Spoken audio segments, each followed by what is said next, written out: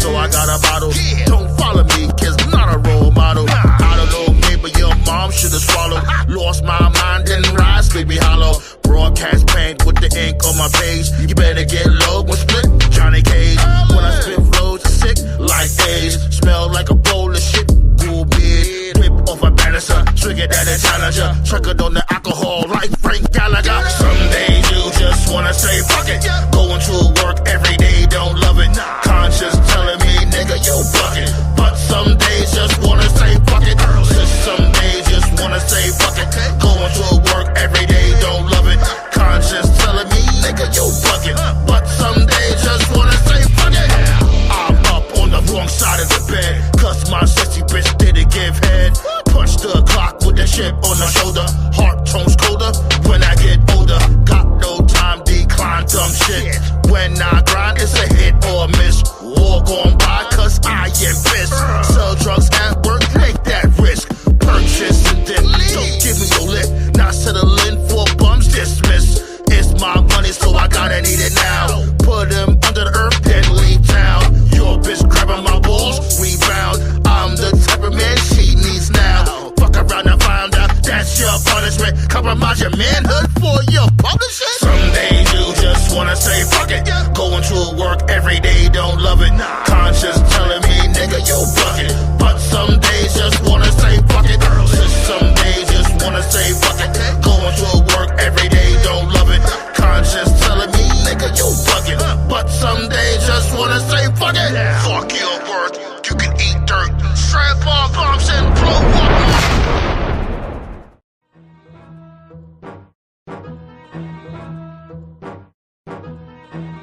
Another Mackenzie shit, Sandman shit. Automatically, the work is available. When it comes to my action balls, I'll be flaming ye. You not escaping through. That's you in the avenue. In the car passing through. Open fire blasting you. Caught him in the clavicle. 911. That's what you need, cause competition done. You and your whole crew is buns. Where the hell these parasites come from? Same block as Big Pun. Fire from a loaded gun. That's all you hear on the block. Ears go numb. Dudes go dumb. Plus, he don't give a shit. Hit you with all of my force, gonna need a medikit. Shorty coming to the crib, you know I gotta let it strip. In the kitchen, baking biscuits and chicken strips. Fucking Nicki Minaj is on my bucket list. She can do tricks on my dick with those pretty lips. Target your members, then dismember. I'm a fucking problem. Anybody tell ya? Target your members, then dismember. I'm a fucking problem. Anybody tell ya? Beats on the track, bad influence. Always claiming that you gangsta, But you never prove it. Beats on the track, yeah. bad influence. Hey, Always claiming that's that your gangster, but you never prove it. Bad influence got you moving to another state. Must be stupid cause you doing shit out of place. Slap your truth, that's not the calories out your face. Everybody always saying use a waste of space. Get a sneak and lace tied around your face. Attach it to a rocket, blast your ass out of space. Always working, contemplating on your demise. Get high to go to Five Guys, burgers and fries. Rule with a tyrant hand till the army expand. Always disrespectful, so I'm pissing in your flower plants. Do my fighting stance, then go in. Goddamn, my dough kicks like a young Van Damme. Drinking heavy rocket fuel, start my chronicle. Make you famous till the paparazzi start to follow you. OTG is the brand new wave. You not fucking pissed, then why the hell you came? Target your members, then dismember. I'm a fucking problem. Anybody tell ya? Target your members, then dismember. I'm a fucking problem. Anybody tell ya? Beats on the track, Bad influence. Always claiming that you gangsta, But you never prove it. Beats on the track, yeah. bad influence. Hey, Always claiming that's your gangster, but you never prove it. Yo, B, what it do though? Council Roundtable signing back in. Can you comprehend my friends, eh? What it do though?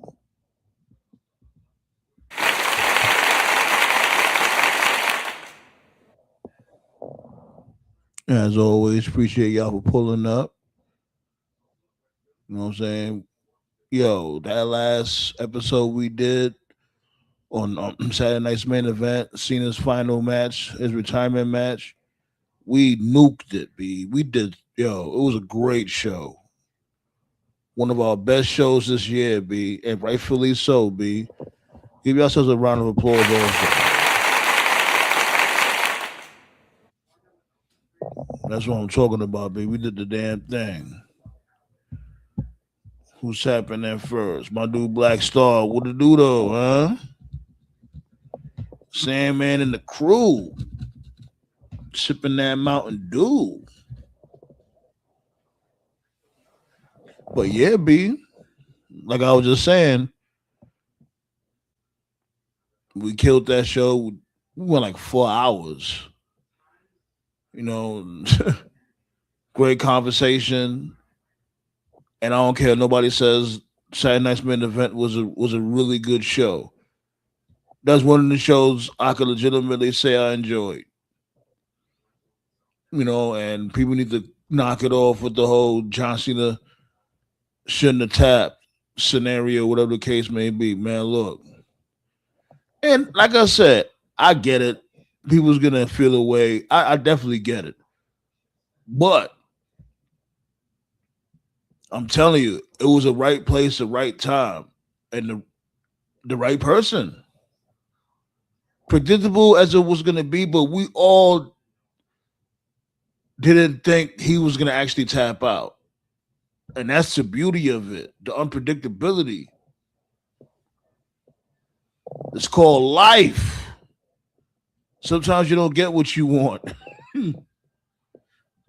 That's what John Cena was trying to teach the kids.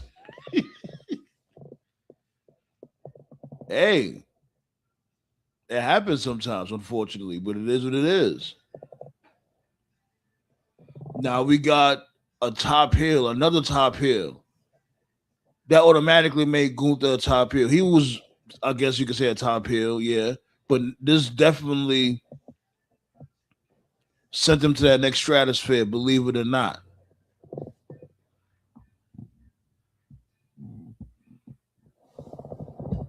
Yeah, we all knew.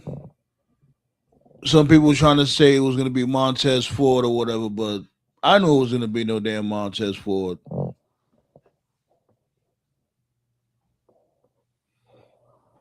Well,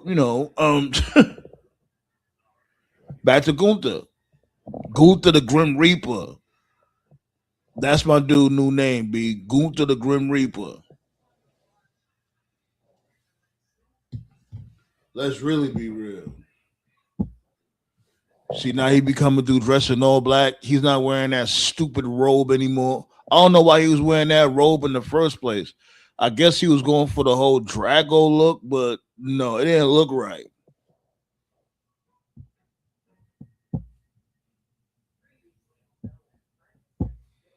Don't forget to hit that thumbs up too. 10 likes will open up the floodgates. You already know the vibes.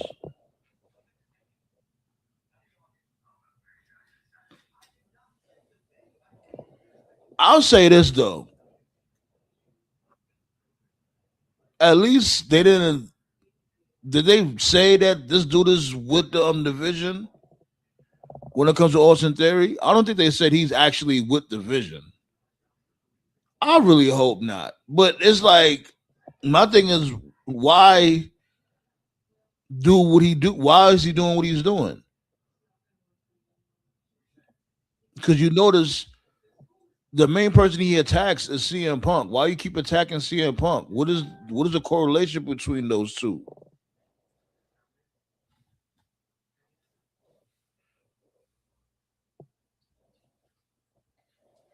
Do they have some type of history that we don't know about?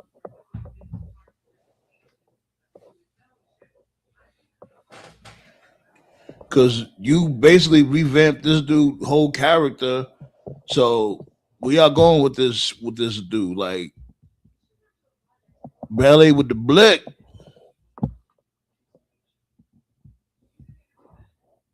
Do the doodle.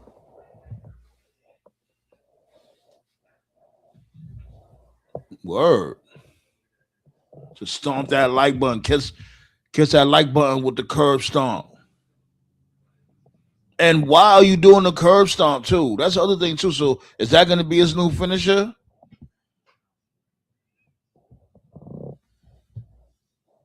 Why you cut your hair like this dude Daniel Garcia?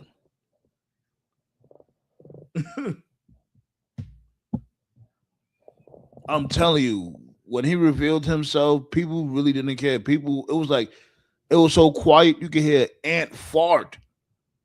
People just didn't care. It is not because of Austin Theory. It's just because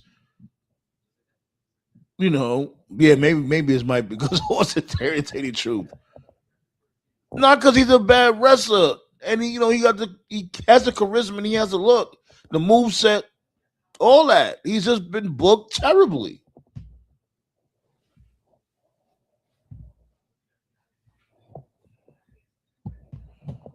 I hope so too, Ballet. But it's like this is Triple H we're talking about. This dude is a moron.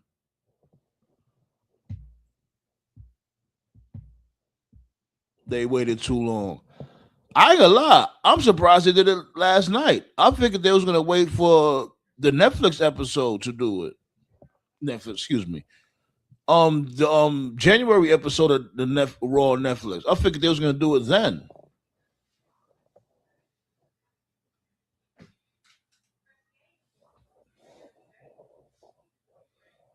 And in a way, if you think of it, maybe they doing that to get that out the way. Oh, maybe they may have another big surprise. You know what?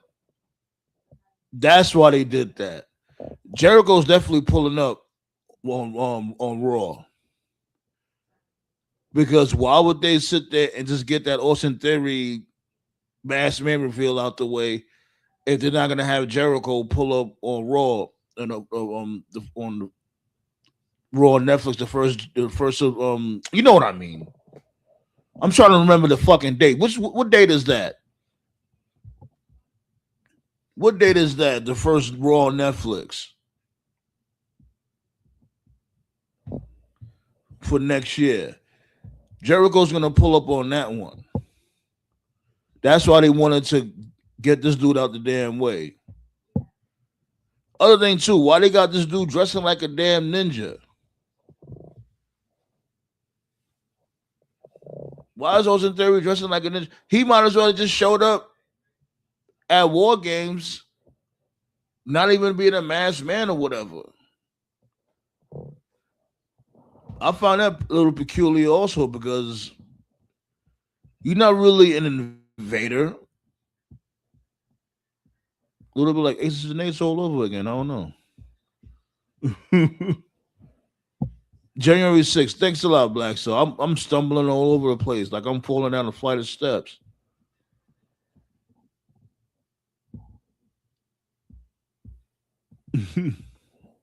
My dude C Flew in the building. Blaze, what you do though? And not only that, y'all see now they number one.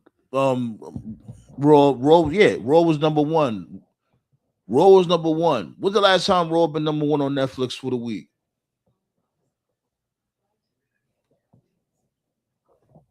I was shocked when I seen that. But Cena shouldn't have tapped out to Gunther. That's proof right there that Cena tapping was the right choice. It was the right choice. And I'm not saying, oh, Triple H is a genius. No. But was that a good move? Hell yeah, it was a damn good move. And you see what happened. And this dude came out to nuclear heat. Like what was expected. Him walking around feeling himself. Backstage. Oh, you feeling yourself? Oh, And it's like, of course Gunther's gonna be feeling himself. They trying to act like he's doing something bad. He's a fucking heel. Like, oh, how dare you act like that? You should be ashamed of yourself. Why? I told you I was gonna make him tap. That's exactly what the fuck I did. I packed him up. He did what he said he was gonna fucking do. John Cena shouldn't have tapped out. This motherfucker just got powerbombed by Raquel Rodriguez. Move around. You forgot about that? A woman could powerbomb him, but Gunther can't make him tap. Give me a break.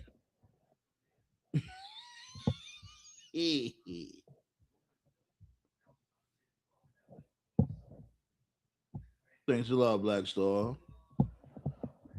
My dude Blaze said tomatoes to Austin Theory. Tomatoes. I don't know, be like it just gotta make sense of why you dress like a ninja and why you attacking why you attacking CM Punk, why you attacking Rey Mysterio. Because that's all I was asking. Did he officially join the division?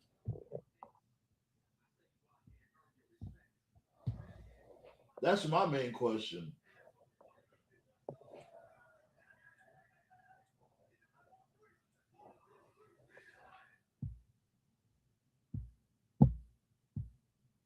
Roy ain't been number one since 2008. But yeah, yo, they number one on Netflix. Because the reckoning, the Diddy documentary was number one all this time. And Raw just knocked it out last night.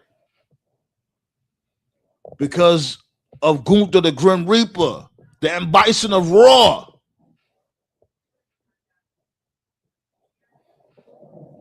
It's time to start putting some respect on Gunther's name. Like, he had a rough year. Let's really be real. He had a rough year. He's starting to feel himself again. You know what I'm saying? The hell with that. Like, hell with that.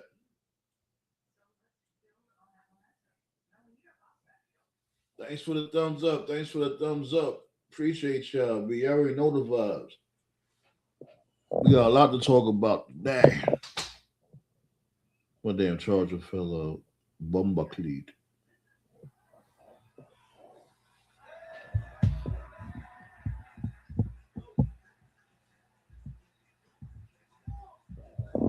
Let's see if Raw can keep them. They won't. They won't.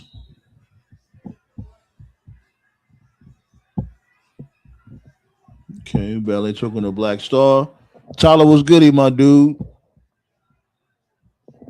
Of course. Let's get it. I'm not shocked or surprised. One more open up them floodgates. You know how we give it up. We also on the form like Voltron. Everybody pulling up. Appreciate y'all, B. You know what I'm saying? Remember, we got episodes all this weekend when it comes to shit, Grand Theft Auto, all that. What was that? Road to being the league. I was just hanging out with the guys last night. Check out that episode. When it comes to King Leo, No Chill, Uncle Todd, my dude, what's my dude name with the Frederick Douglass beard? I forgot his name.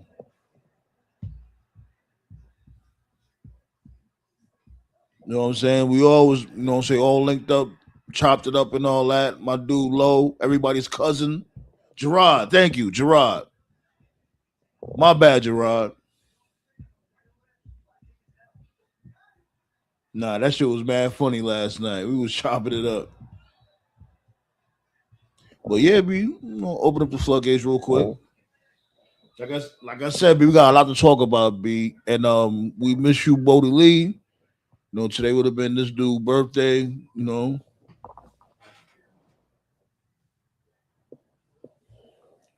Let me open up these floodgates real quick, man. Got a lot to talk about the John Cena aftermath and all that. Gunther out here like the Grim Reaper.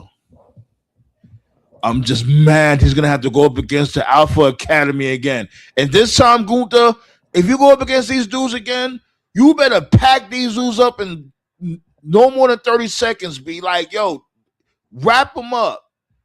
That's it, yo. We're not gonna have those matches like we had them before. Competitive matches with Tozawa and Otis. We're not doing that this time around, yo. We're not doing that. There's a new beginning, B. You're the Grim Reaper now, B. Stop playing with these dudes, B. This dude. We all remember Cody knocked him off his equilibrium. Had him doubting himself and all that. He was going through it, but it's that time now. It's time for you to snap out of it and let's get it. Playing around with these dudes, B. Pow! Right there. Pull up, pull pull up. Just like how this dude AJ Styles tried to pull up on Gunther sitting on his rental. Man, they really making it apparent, huh? But y'all can't blame Gunther on that one. Why Styles even around his rental for? You know what I'm saying? Like he's antagonizing Gunther already. Gunther ain't bother AJ Styles. Why he's antagonizing him?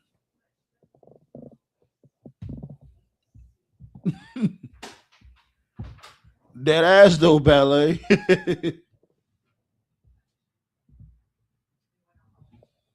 I'm gonna do Blackstone in the building over here. So you guys can see it, right?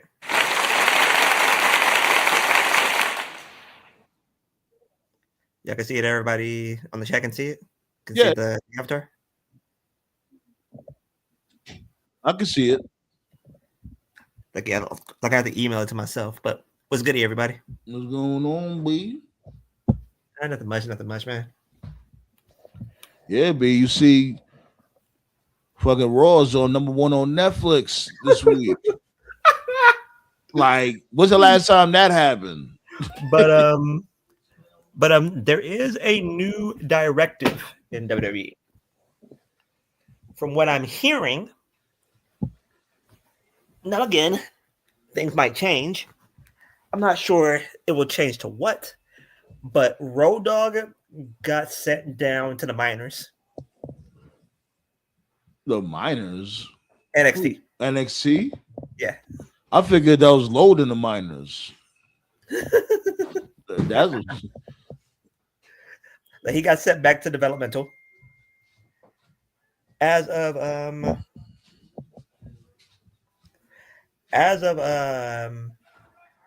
like basically the new directive is that they want to do a Ruthless Aggression 2.0. Who wants to do a Ruthless Aggression? Who? NXT? No, the main roster? Yeah. Why though? How are they gonna do that? What with the whole Cody break-in or McIntyre's break? It started with the Cody break-in. The more cussing on Raw and on other shows. Like they want to do a more edgier product. I don't mind that. Basically, I don't know why they didn't do that from before. That was a reason for them to go on Netflix. Only thing I was saying was just don't be just over the top with it. You don't have to be too crazy with it, but make the product more for adults. You know what I'm saying? You're on fucking Netflix. The hell? Like basically a Ruthless Aggression 2.0 is what I was told. But my thing is, why even do that? Just make your own era. Why does it have to be a rehash of a previous era? Let's make a new era. You know what I'm saying? Because it's like we're always gonna go through that time loop. We gotta start making new memories. Now, as of the writing team, Road Dogg got kicked out of SmackDown, got put into NXT. From what I'm hearing, the new writing team on SmackDown is being led by Cody and Heyman. I don't know who's writing Raw. I need to get the names. So you're saying they put Heyman back in the writer's seat on SmackDown? Because I remember he was there from before. Yeah, like he's back in the writing room. From what I'm getting. And he's bringing Cody along because he wants to. Why would you have him write for SmackDown if he's a Raw manager? Raw superstar, whatever you want to call it. Not just something for him to not necessarily like something for him to do, but it's more like from what I was getting was that Cody requested. Jeez, this dude TKO. Like with that, Cody requested Heyman to be with him. Okay. Well, yo, got the guys up in the building, got Toph and TKO. Everybody. Yarami, what's up? You. I dig the bad Santa, Toph. Seriously. Are you ready for another new era? Because I am the cerebral assassin. I am the king of kings. He's definitely and ass. I am that damn good. The fuck out of here. That good at being bad. Like then from what I'm hearing is that the Mania matchup, and they're 80% sure. Again, things could change, but from what I'm getting is that Braun is supposed to win the Rumble. They never got off that. They never got off that way of thinking. That Braun is supposed to win the Rumble, and that if anything's been proven this past year, Black Star has become pretty apparent. They don't have a fucking plan. At least not for the big Right. shows. And not only that, if this dude Braun Breaker wins the Rumble, the first thing he needs to do is get the fuck away from the Vision. That's number one. Fuck chasing the title. Get away from the Vision first. That's number one. and the matchup that Gunther not necessarily requested, but the matchup that they're building towards is Brock versus Gunther. That's the matchup that's being pitched. That's not going to work. But They've been whatever. pitching that match. They've been pitching that match for how long now? That's not going to work. That's going to be another Charlotte Ronda situation. It's going to be one of those matches that looks good on paper, but it's going to fucking suck when it happens. Not to mention the fans don't have the sympathy for Brock like they do for Cena. If Gunther kills Brock, they're not going to care. They're going to cheer. Fuck Exactly. Brock. They're gonna turn exactly like they're gonna turn all the heat that he got from retiring Cena goes away. But Yeah, it's not but gonna the work. matchup that I'm looking forward to, and if they do this matchup, I'm going to give not necessarily like a round of applause, but I'll give them a kudos. If they do AJ versus Javon versus Dom for the IC title, By the looks of what happened on Raw, it looks like they're gonna do AJ and Gunther. that's going to be at the Rumble.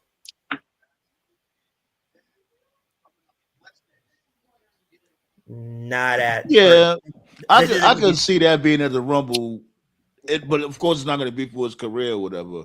No, because they already teased it last night. He's supposed to retire from what I'm getting. AJ's supposed to retire either after SummerSlam or after Mania. It's one of those two. I could definitely see him retiring after. I could definitely see him retiring after Mania, but his contract expires in February, so unless it's going to be after Mania. Yeah, he could just get an extension if that's the case. He's actually good. He's not overly beat up or anything. I know he was beating himself up for the botch, but I just think he always just had 50 in his mind for hanging up at his age. But physically, he's fine. You know, he doesn't have any more nagging injuries or anything. He could go another 5 years if he wanted to. I just think he's just kind of at that point where he's just like, I'm good. And that's fine. So, hold on. Blaze said we don't need to bring back errors because you're not going to do what you did back then. Are we going to get bra and panties matches? Hell no. They ain't going there with that. Like, AEW do that before WWE. No, but what do you guys think of an AJ Javon Dom triple threat? I think that's a random as hell match. Yeah. Yeah. Because why would AJ should be chasing heavyweight championship gold now? He's a tag team champion, and clearly they forgot about that. But you know, that's the thing. Like, even if he's a tag team champion, still try to get in the title hunt. You know, he never won that belt before, so that'll be something that he could be aiming for. Give him a task for next year. Yeah, true. What he should do is he should wrestle Kaz for the TNA title one last time. That should be his real retirement. Ooh, okay. You got that could be something. That could be something. But they look at that belt like, who cares about that belt? You know what I'm saying? That's the book. That you know. Well, Yeah, I was They just don't gonna give a say, damn about the TN. They don't give a damn about the TNA title. I yeah, mean, From what Yeah. look what I'm they hearing, did. I yeah. mean, look I what was they what just did gonna to say Joe TNA Hendry. doesn't. Yeah, I was just gonna say TNA doesn't have the balls to do that. So, because from that's what they from really what I'm should be hearing doing. is They should TNA. really be doing that. They should really be doing like, okay, you're taking our people. You took what's the chick's name? I don't know the fucking name. The chick on They steroids, Jordan Grace. Or Javon, say or again. not Javon, they took Jordan Jordan Grace. Grace. They Jordan took Yeah, Grace. Jordan yeah. Basically, Grace. They took. yeah. They I'm raided McElroy, their yeah. roster. McElroy If I'm 2.0. TNA, I'm like, yeah, yeah. If I'm TNA, I'm like, okay, listen, you're holding us out. You're taking our people. Like, give us something. Like, give us AJ in his retirement match. Like, No, that's no. From totally what I'm fine. hearing, Like, let WWE get one, let TNA get one. late January, they're going to be getting that. They're going to be getting AJ against Javon for the X Division title. Or no, Javon, Leon Slater for the X Division title. My thing is, I'm not surprised if they get AJ because they got to sell that. They got to sell that show, Well, especially they can't. Well, they can't especially them being sell. on AMC. So they're gonna have to do something to bring some eyes over there. But it's They like ain't. even if theirs will do that, then what? After that, AJ's not gonna keep coming back every single week. They ain't got nobody on their roster that sells tickets. Let's Same. be That's what I'm real. saying. How did they even get that deal? Like these motherfuckers just be selling all types of crazy deals. They don't even do their homework on these It's the companies. same. It's the same problem with NXT. Whenever they would do a collab show, they would just send a bunch of main roster people down there. You can only do that for so long. Yeah. The Yeah, one because they're not gonna keep coming back. You're gonna have them like what for 1 week, then after that, what? You have to rely on your source, your source wrestlers. You know what I mean? The normal motherfuckers is on the roster. the one thing that kind of pissed me off was when they chanted "Who are you?" to the righteous. I was like, motherfucker, they were there. That just confirms it, bro. Like I said before, that just confirms what I've been saying this whole year. There's no TNA fans anymore. The people that are watching now, they're just NXT fans that are watching TNA now because of the NXT TNA relationship. They're not TNA. No, but the TNA fans. diehard All should the teach. The TNA diehard They're should gone, teach bro. They're gone. There are no diehards. There are Really? no more diehards. They're gone, bro. That's what I'm They're telling you. definitely They're gone. Huh. All Like the I people was a from like diehard. fucking I was a diehard, and I'm right. gone. Like I just All try the to, people, all I the peek fucking in here and fans, there. That's it. right? All the fucking fans from 15 years ago, from the Asylum era, from the Spike TV era, the Hogan Bischoff era, Destination America, that they're gone. They're over it. They're over it. Right. So the fact that they booed the righteous, that just confirms it. There are no TNA fans. It's just Well, booing NXT the fans. righteous, that was kind of their goal because they're heels. It doesn't matter, bro. Heels or no heels, they had no idea who the righteous was, bro. Yeah, Yeah, that's the like part that pissed me off. Is just that they because. didn't know. Go ahead. They didn't know who they were. Those are like And then motherfuckers. not just that, if you actually like sit back and like watch a regular episode of Impact, the vast majority of it is, I'm not even trying to be disrespectful.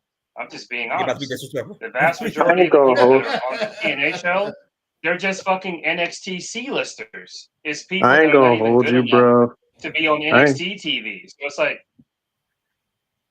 I ain't gonna hold you, bro. I literally saw. I saw a clip of Joe Hendry and Jeff Hardy singing "My Sacrifice" by Creed, and when I tell you that Wait, what? crowd was empty, that crowd was empty, bro. Why were they doing that? You know they got it. They have Joe Hendry doing random singing segments to pass time. oh, When But I I watched kid, TNA, That when I but I watched that's kid you TNA, not. happened on NXT. That's I happened know on that's NXT earlier. no, that happened on an episode of Impact. I know it sounds Oh. random, but that really happened. And when I say that crowd was empty, bruh. when I watched like I said, they TNA, the don't only care, thing. man. Go ahead, Tough. I'm just saying, like I said, like they don't care. There's no stories, there's no fans. It's just NXT C-listers. Half the show our NXT C-listers is people so green that they're considered not good enough for NXT TV. So think about that. So it's like they send in the TNA to get TV time because they know nobody gives a fuck. And then just like Yep. TKO said, they'll have like Joe Hendry, Jeff Hardy, just doing these random fucking singing segments. Like it's just they're not pushing anybody. The Knockouts division's dead. They got no tag teams. They got no heavyweights. They got no, and then like in the few stars they do have, like the Leon Slater guy, WWE's just gonna sign him in a year. So it's like there's no point. I don't understand the point of even the AMC TV deal to begin with. This whole thing's a waste of time. It doesn't matter. No one's gonna fucking watch. I'm not even trying to be an asshole like they're dead. They need to TNA is bring dead. back There's no James TNA Storm. No, they need to. No, they Yeah. need a whole entire revamp. Is what they Yeah, need. Like, they need to bring back James Storm, bring back this dude Elijah Burke or D'Angelo De Niro, whatever he want to call himself. no, They they need to bring need. back them motherfuckers. Be just you No, know what they I'm need saying? an. A No, few you know what others. they need? They need a revamp. They need a whole different identity. Like, no They more. already did that. They did Yeah. that shit like a handful of times. Well, they Right. need to do it like seriously, like because for real, like what TNA doesn't have Right. an This isn't identity. That's the problem. The right. time they try to Right. do it for Right. real, This isn't remember the time they tried to do it for real? That was as of late, and then they got rid of Scott D'Amore. That's when they was gonna do it right. for real, for real. Yeah. Right. Yeah, Right. It was game over after he got whacked. It was over. He was the only one that actually gave a fuck about the brand. that was TNA's definitely the issue. nail. Yeah, TNA's issue for years. They've had the same issue for well over a decade, and the issue is, at one point they were considered the alternative, and then at some point in time, which is debatable, arguable, whatever, at some point they were no longer the alternative. So it's like, okay, if we're not the alternative, who are we? What are we? Like, what is TNA? And when I would ask that to the few TNA fans that watched, I could never get an answer. And so what they did, like I told Sandman, at some point in time, whoever was in charge of TNA decided, hey, we're not the alternative anymore. So what we're going to do is we're going to do whatever we can to get our brand out there, even if it comes at our own detriment. So if that means we got to put our title on a racist bitch, we'll do that. If we're going to get in bed with Tony Khan, we'll do that. We're going to get in bed with WWE, we'll do that. Like, that's all they do. They don't care. They're Desperate. whores. Yeah, Yeah. very desperate. And they The never And it's only- all Dixie's fault. more times than none, they get nothing out the deal. The only Yeah, song that it's comes all up today. Dixie's fault. The sins of Dixie to this day still fuck them over. Dixie fucked them over so much they had to do all that because, you know. The only song that comes into my head. I got you real quick, Black. So let me read what Tyler was saying. That like my dude, you could be a fan of whatever. You know what I'm saying? Like, love your wrestling. It is what it is.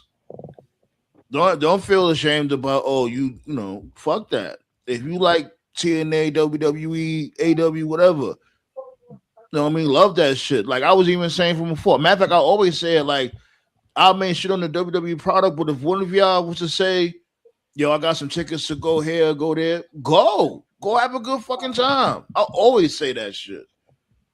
You know what I'm saying? Like, I'm not one of these weirdos out there that are like, oh, you got WWE tickets? Well, I hope you're gonna you know what I mean? I'm not gonna talk shit about that. Like you know what I mean? Like what you like. I don't give a fuck. Yeah, we're all wrestling fans here. Like what you want to like, but don't let your fandom overcloud your logic. That's what I say. Right.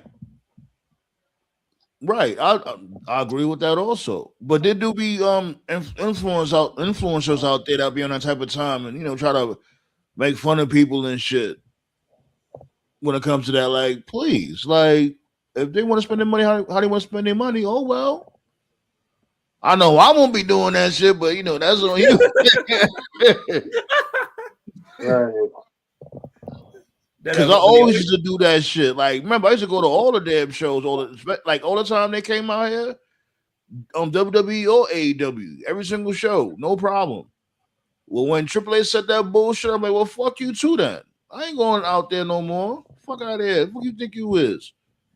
And I told you that promo that Triple H cut that when he made fun of everybody on the internets, when he said, "I'm gonna tweet my displeasure." Ever since then, shit took a nosedive. That promo aged horribly for him. Motherfucker tripping. I'm like, the minute he mocked them for saying that they're not going to leave, what happened? They actually did leave. Mm-hmm. Them shows wasn't selling like that no more. Like, of course, the show's gonna start selling now. You know, we're getting closer to WrestleMania season and all that, so they're gonna make a little bit of paper, but just over name value alone. That's it. Gunther being Drago now. Yeah, yo, y'all see that shit? Yeah, the heat that Number crowd, one. the booze that he got was great, man. Like, The line, Number And one Brit- on the Netflix night. this week. When's the last time Raw was number one on Netflix? The since line, the last time, I would say the debut, yeah. their debut episode, right?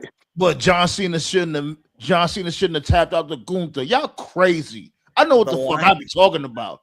I the told line motherfuckers of that was a good move. That was a really good move. Look what happened. If this dude Cena would have beat Gunther, or if Cena would have just passed out, Raw wouldn't have been number one this week. It wouldn't have. People would have just been like, "Oh, whatever," and carried on. But no, yeah, they got something here. It's all up to Triple H, though. That's the thing. It's all up to Triple H to ignite that ember much more. Make this motherfucker really, and he's doing a good job so far.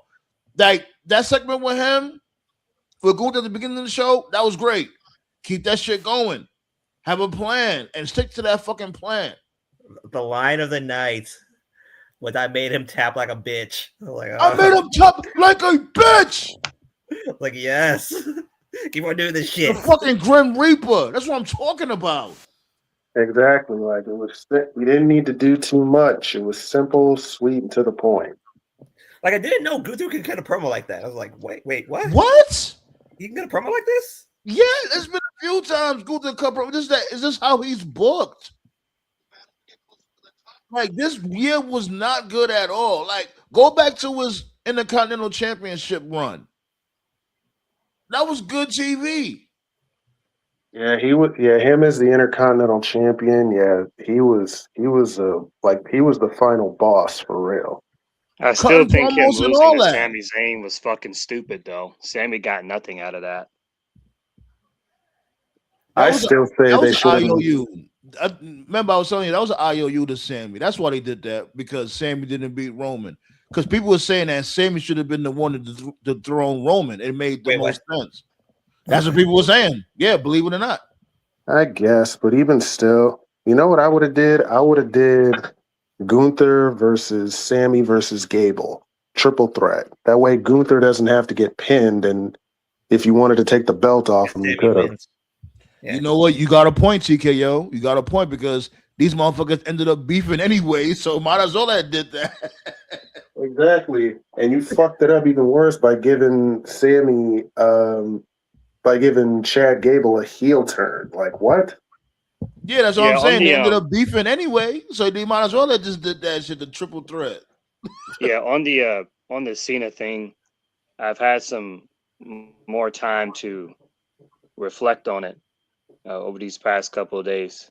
Yeah. And I just got 3 bullet points.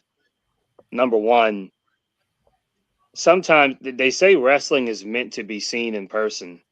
Like it comes off better. Yes, it does. When you're in the arena. But the way they did that finish, well, that's sometimes one of it the does. rare times where you had a better understanding of what was going on TV, watching on TV, than you did in the arena. So I think from the perspective of the fans that were in the arena, the finish just came off like, what the fuck? The second thing I got to say is I thought the commentary team, they dropped the ball, Michael Cole and Wade Barrett, because they didn't tell that story of Cena and the smile on his face and how he was content. Like, I think at this point, even people who didn't like that finish, they understand what the finish was. It wasn't that he tapped out. He simply let go. He chose to give up. And the commentary team really didn't tell that story at all. They just sort of ignored it. So to the people who were even more perplexed at the ending, because the commentary didn't really explain it, that also confused the viewers even more, who were like, what the fuck? And the third and final bullet point, like I was saying with Sam, that as it happened, I don't think that the fans in the arena and the fans online as well, I don't think the people who legitimately dislike the ending, I don't think that they were just booing that ending. I think that they were just booing Triple H in general for the shitty run as a whole and just the entire creative year of 2025 as a whole. I think that there was a lot of built up tension, and I think a lot of fans are frustrated. And I think they were just sort of like the mindset of these disgruntled WWE fans. I think their mindset was, as long as he doesn't fuck up Cena's last match, we'll be good. We'll be good. Just don't fuck up the last match. Just don't fuck up the last match. Just don't fuck up the last match. And then when he tapped out, for a lot of these WWE sweaties, like that was the straw that broke the camel's back. It was so weird. I've been on Twitter, and Twitter is always full of like negativity and drama anyway. But what's so Right. strange is a lot of fans who don't even fuck with WWE like that, like myself, like Sandman, like TKO. If you go on social media, a lot of non WWE fans, like people who don't even fuck with WWE like that, they're the ones defending the finish, talking about how like, yeah, good story, but it's the WWE sweaties, the people who just follow WWE and nothing else. They're the ones that are like big mad. It's like, now that's bizarro world right there. So, but WWE really, sweaties. yeah. But to kind of tie it up in a bodo, like I said on Saturday, the whole Triple H hate is just an IWC thing. Nah, not anymore. No, it's mainstream now. So The thing, because like I watched the match over again just to see like if I missed something, right? And the one thing that I noticed was this: when Cena started smiling, kind of almost laughing when he tapped, I think he knew that this was gonna get shit, and that they were going to boo the dog shit out of Gunther the very next night, and he knew it. That's why he tapped with that well, little when he grin on got up, his face. when he got up, um, you could see him, as in Cena, you could see him mouthing, "It was me, it was me." He kept saying that, so he was trying to tell the fans that was his idea. But I don't think the fans in the arena cared, you know. So they were just mad. You really? Let me see if I can find that. He was saying, Yeah, well, you like you had Yeah, to yeah. read, you had to read his lips or something. Like yeah, that's what he was saying. That's what he was he pointed saying. at Like himself and said, "It was me. It was me." yeah, he sat up, and like when Triple H and Stephanie came out and the fans started to boo, if you look at Cena's mouth, he's wording, "It was me, it was me." So he was trying to tell the fans it was my It was idea. his call. It was my idea. But the fans, they just didn't care, because, and I get it too. I get it, because even if it was Cena's idea, Triple H at the end of the day, he still could have been He like gives the Tony Khan. final Like, for call. instance, Sting, he wanted to lose, but TK was like, nah, you winning. So even if it was Cena's idea, Triple H could have still been like, no, you're going over. So the fans were just mad at Triple H. I mean, Gunther got the heat on Raw. That's good. But the night it happened, like, I actually think if the like Gunther will be fine. So like we don't got to worry about Gunther. He'll be fine. But like that night, like when it happened, the minute Triple H came out there, any heat that Gunther had, Triple H took all of it. They weren't booing Gunther, they were booing Triple H. And that goes back to the all in the video, criticism. It's like this shit has nothing to do with you, bro. Why are you even in the ring? Like you're not even like one of Cena's rivals like that. Like, yeah, you had a WrestleMania match with him, but you're not Edge or Orton or Punk or AJ. Like, you were never like, He could never help like, himself, B. yeah. Like, I understand, like, if you want to, like, like, if, say, Roman was retiring, like, at least Roman and Triple H had a feud, or if Rock was retiring, but, like, you never had, like, a history with Cena like that. I mean, you're on record for saying you didn't even like Cena. So, anyway, Anyway, I'm not mad at the decision. I just find it funny. I find it funny that because Cena should have lost. Like, because if that really was his last match, yes, he should have lost. I just find it so funny that Triple H actually doing the objectively right decision is what makes people just go like, you know what, fuck this guy. That's just so funny. That's to the me. irony of it all. So funny. And it's like I said from before, like, yo, this dude got powerbombed by a woman. Yeah. So it's out of the ordinary for him to tap the Gunther. Like, really? And you know, people want to talk about how, oh, but this dude tapped out to Jey Uso. And I'm like, my dude, so what? Like, people forgot. Remember, this dude started losing his confidence. Like, I actually paid attention to the show. Remember, Gunther was starting to lose confidence, especially with the whole Cody incident and all that at Crown Jewel. Mm-hmm. Boy, oh boy, did he get it back. Boy, oh boy, did he get it back on Saturday. Exactly. Like, that's what I'm saying. Like, I'm actually paying attention to the show. Motherfuckers just bitching just to be bitching. Like, no, and then not only that, remember, Jey Uso was supposed to be angry. Remember, he beat this dude, Jimmy up right in front of him and all that while he was handcuffed. Like, you know, he said, oh, that's my blood. You know, he's angry. Remember, he wasn't even yeeting. He was mad focused. The crowd was like, aren't we supposed to yeet? Jay was like, You know what I'm saying? So it made sense. A little bit of sense. It was something. He was angry. He was like, you know what? You want to fucking make me suffer, and I'm going to make you suffer. I'm going to humiliate you by making you tap by your own move. You know, speaking of that, on a more serious note, not sure if you guys saw the clip. Jay was at the post scrum, drunk as fuck. Show. He was wasted. Jay, come on, bro. Now I gave you your props, man. You clean your act up. You haven't gotten in trouble, man. Like I'm getting a little nervous, Jay. You can't be showing up like fucked up like that on live television. Do whatever you want when the TV and the cameras go off, but come on, bro. They're giving I heard somebody else was fucked up, so I heard a few of them was fucked up that night.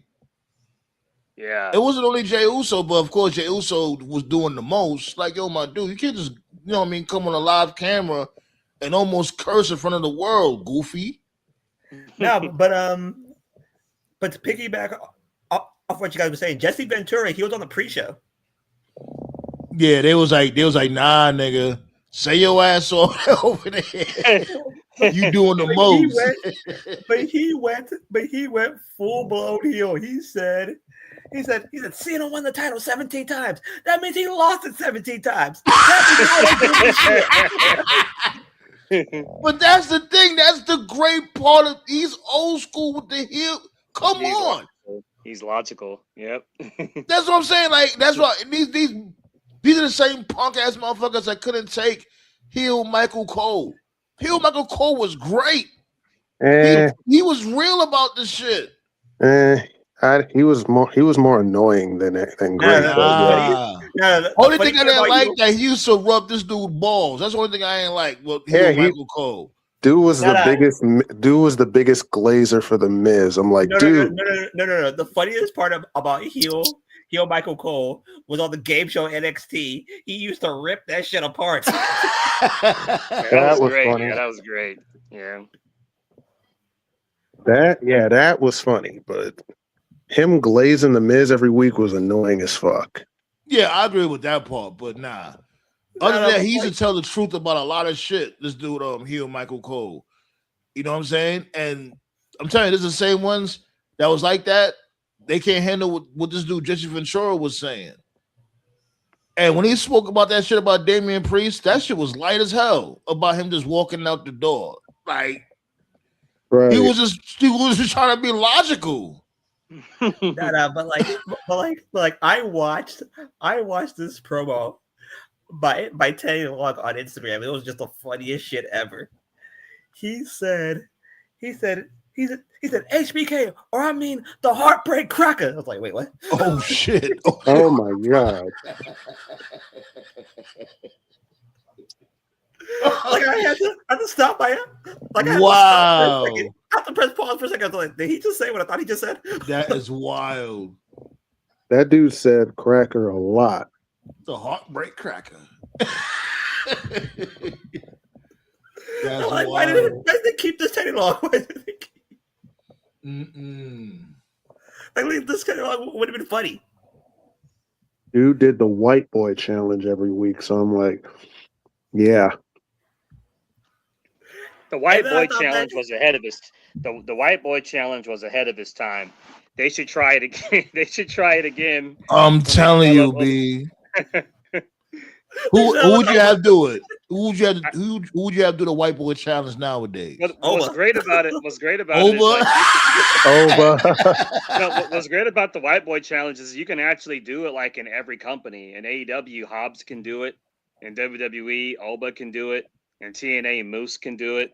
No, I think Hobbs is perfect. Hobbs, Yeah. he's perfect for that shit. Better There's than this Oba? one dude. I'll have Hobbs do it.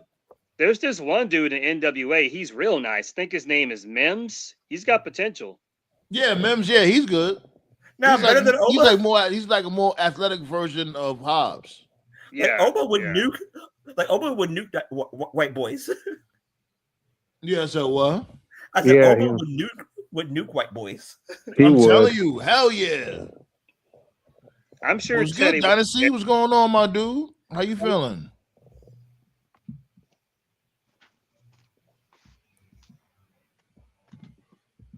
I knew it. I knew one of y'all was gonna say that shit. I fucking knew it. Omar should do the white boy Oh challenge. God. He got to get on TV first. It's Oba. He should do The the white sad boy part challenge. is that the sad part is that makes sense too. The second I heard Oba say, so your wife should do what she's told. I'm like, oh shit. And it's crazy. Like, I get Omos is a bum and all, but y'all can't at least put him on TV for fuck's sake. He has a presence. I'm telling you, I'm holding Anubis to this. If they call that team the Digest, I will fly. That shit had me crying. Oh yo. I'll fly God. to Vegas to stop. Oh, she really said Niger's the Yo, we did great numbers on that show, B. That show was mad fun, B. Shouts go out to all y'all that pulled up. Make sure y'all check out that episode, B. I think it's almost up to 300 views, as a matter of fact. So, Really? yeah, we was locked in.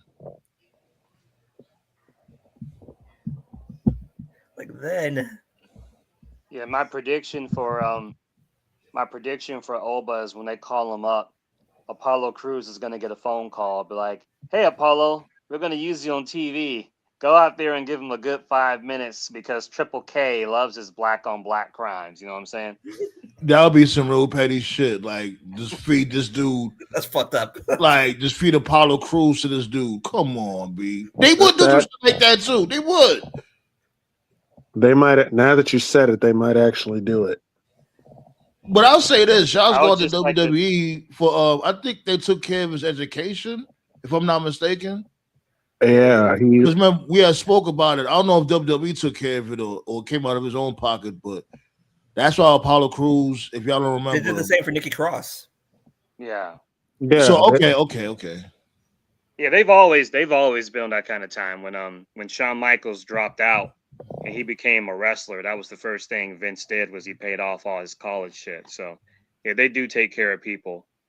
I would They also do. like They to go do. on record to say that for the brief period that they were doing the ooh-ha, I'm a Nigerian prince. For the brief time they did it, That it shit was was funny. working. Yeah, it was working. I mean, he got over, but they didn't go all in with it. They gave up. Like Vince The just part- gave up on it too quick. Well, And it then wasn't they even just that gave long. it, on and that- then they on that gave it to, years. and then they gave it to Oba. So No. Yeah. Like the part that maybe gave up on it was that they brought in Dabakato. Like, what the fuck? You mean this fuck? I mean, Yeah, it wasn't yo, even the last that long. time- Like, The last How thing long we was he seen doing with it? that motherfucker, he joined Contra, and then he was never on TV ever again. What? He's in Contra? They disrespect Contra? like Yeah, that? supposedly. Yeah, like Yeah. he joined Contra, and then after that, you never seen him ever again.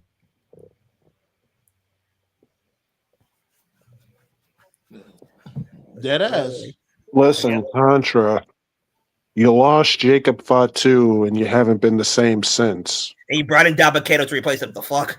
Contras don't even exist. These motherfuckers don't even show up together. Like when it comes to the entrances, like and this dude, Ikaro Kwan, keep losing all the goddamn time. Eric, yeah, you might want to pack up Contra, bro. The Contra B team. Yeah, MLW needs to rebrand this heavyweight division. That's their main problem. They don't got any real decent heavyweights right now. But we'll be here for Battle Riot though. That's gonna be like what in a couple of weeks. We here for Battle Riot. That's fun. Like, are we gonna be back This is gonna be our first Battle Riot, our very first Battle Riot. B. Make sure y'all pull up for that. No, I said, man. But are we gonna be back on? I think this Friday, right? Because that's the 19th, right? 19th is Friday? Yeah. Well, what happened? Why you asked that? No, because like that's the night of the Joshua Paul match. Oh, it's this Friday? Yeah, the 19th. Oh shit, we might have a double whammy this Friday. Oh man, for those out there that don't know. So this dude Anthony Joshua is going up against Jake Paul this Friday, and we got SmackDown, and we got our usual Friday show. We might have to. We might be super duper locked in this Friday. Where is it being streamed at? On Netflix, right? Yeah, Netflix. Yeah. Oh, okay. Yeah, we can watch that live then. Yeah. Sheesh. Right. AKA, do you want to see a dead body? I didn't even know that. Thanks for the heads up. See, I knew you was here for a reason. Wow. I'll give a wow. Yeah, I'll give another positive to WWE. Well, one of the other positives, since Triple H is taking over, when they get in the holiday season, they just do all their tapings early. So for those who don't know, all the remaining WWE shows are already in the can. So everything until January 6th is taped. So so expect some spoilers. Right. Yeah, I already saw one earlier today. Same. I already saw one spoiler. I think it's for this week's episode, but Vince didn't care. Vince can be like, "Yeah, you can enjoy Christmas and catering, pal." Yeah, that's wild. Christmas and catering. That's fucked up. Vince, you're spending Christmas on the road. Life sucks. Yeah. And that's why they were so irritable, man. December 19th, B. Yeah, you was right. Yeah. Oh yeah, we here for it. Yeah, AKA, do you want to see a dead body? Yo, they're gonna go to distance. It's not gonna be a knockout. They're gonna go to distance. If they go to the distance, Anthony Joshua's credibility will go right down the fucking toilet. Man, look, I don't know, B. That's another I'll reason be floored. That's another reason. Exactly, because you legitimately be shocked if he was a knockout Jake Paul. Let's really be real. No, I won't. It's like boxing's like because of the politics. Boxing's like the NBA now. Like the NBA games are boring. Like I just finished watching the Jordan Last Dance documentary on Netflix. Actually, like you could fucking punch someone in the face back then. The referees they would just look the other way. I told you. I just fucking saw Patrick Ewing give Scottie Pippen a fucking spine buster. They just no-sold it like nothing happened. I told you. For those who don't know, I used to go to church at an elementary school in Fontana. Right?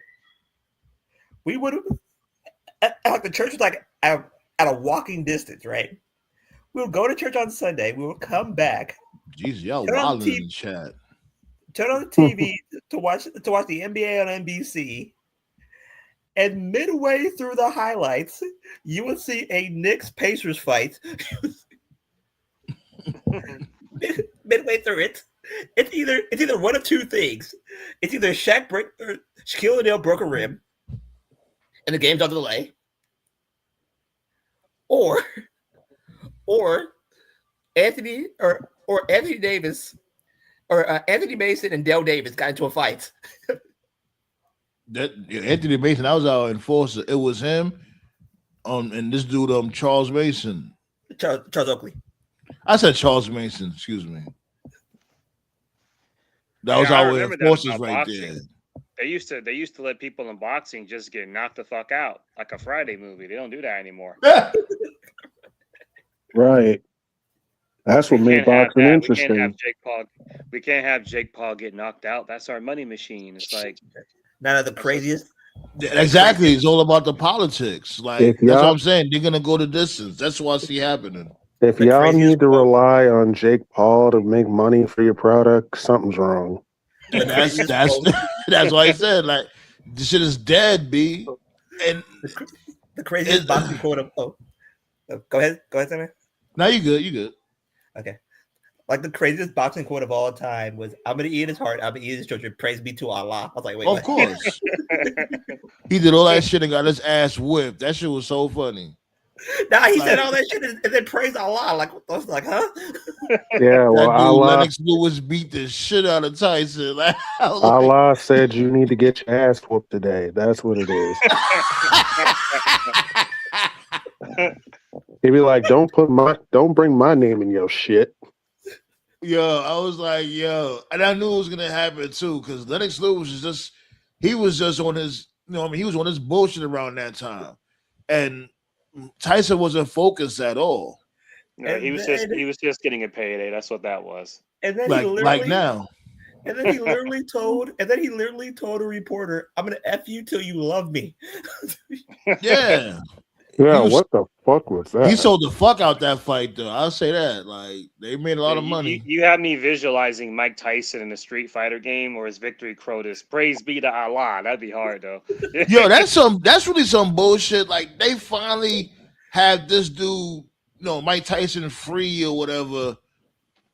You know what I'm saying? Because the first two Street Fighter movies that came out, was Mike Tyson in jail? The first one, yeah, he was in jail. I'm trying to think. What was he doing in the second one? They got Michael Clark dunking for that shit. But I'm just saying this: they could have had him for this one instead of 50 Cent. It's like better now than never. Do you see 50 Cent's hairline? My God, that's Balrog's shape up. That's how his shape up looks. Like he had the Jerry Rice on steroids. Remember when Anthony Mason had that big ass white fur coat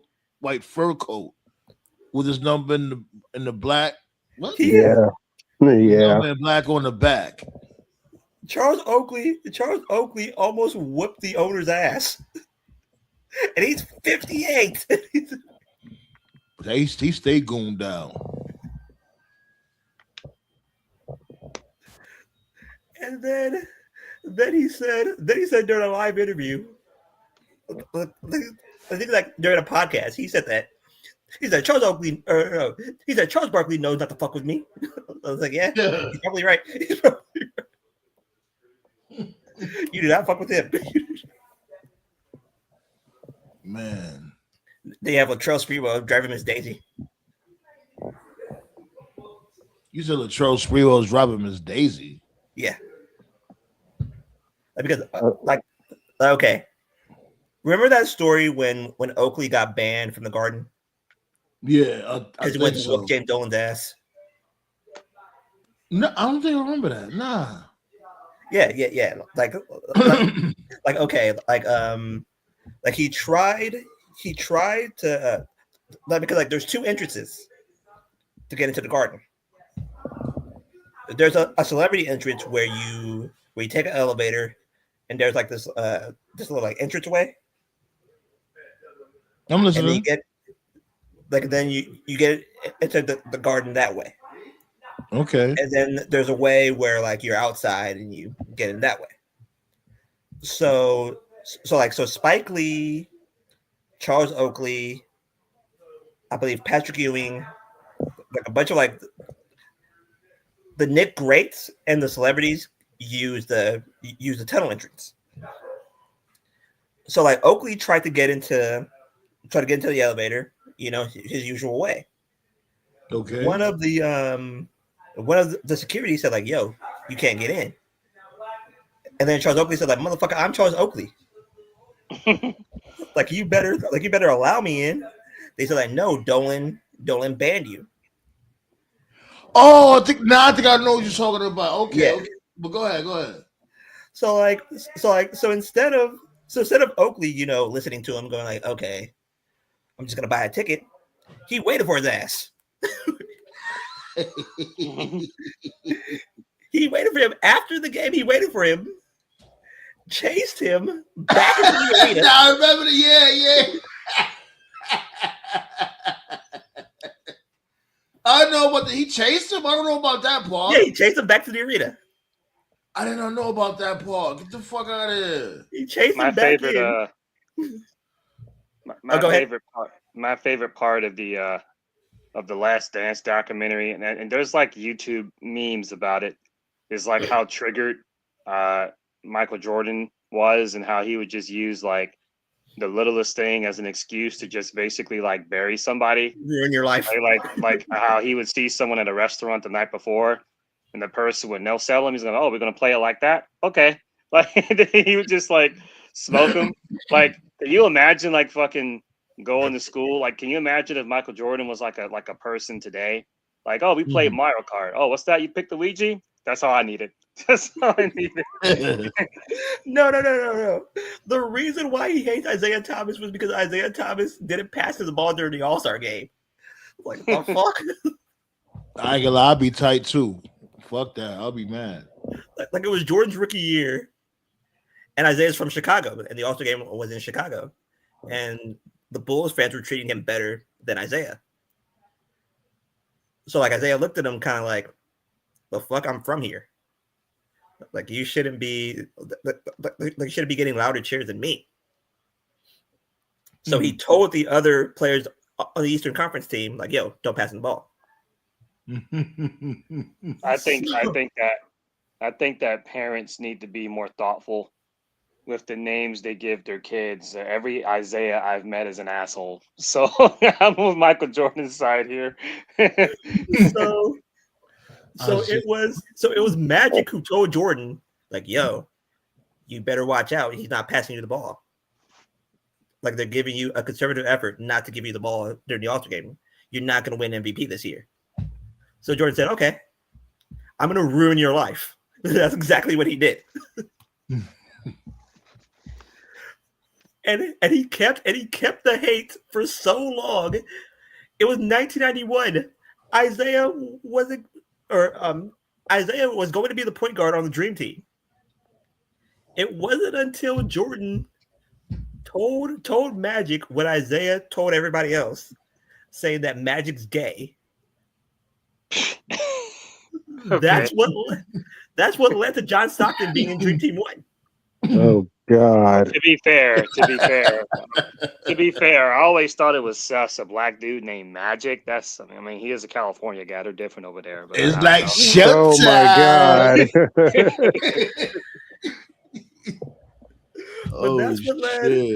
That's what led to John Stockton being in Dream Team 1. Scottie Pippen actually made it worse. Nigga ballet. Got a hose ballet down. Like, Pippen made it worse by actually telling Karl Malone and his pedophile ass. Yeah, that was wild when I heard about that shit with Karl Malone. I'm like, was damn, it me who told bro. you guys? That was me, right? Or was it? Yeah, so what? That was me who told you guys? I think so. Yeah. I think so, yeah. Yeah. But like he told Malone, and Malone said that there's no way I'm gonna play with a fag. Jeez. Somehow that doesn't shock me. And then the very next night, Malone fucking macho man elbowed Isaiah in the eye, breaking his eye socket. And they asked him the reason why he did it, and he said that it was because Isaiah told. Wait, hold on. He was laying down when he caught him with the elbow drop? No. Like Isaiah was going for a layup, and Karl was trying to block it. On the way down, he elbowed him in the eye. Oh gosh. Beef Lou says Carl shot his shot at Kobe's wife. Yeah, he Yep, deserved yep, those he did that NWO. too. Yep. He deserved those NWO beatdowns. Yeah, fuck him. For real. Like then, Oh, what the fuck was this? then during the last dance, there was a Dynasty said it was Rick Smith's.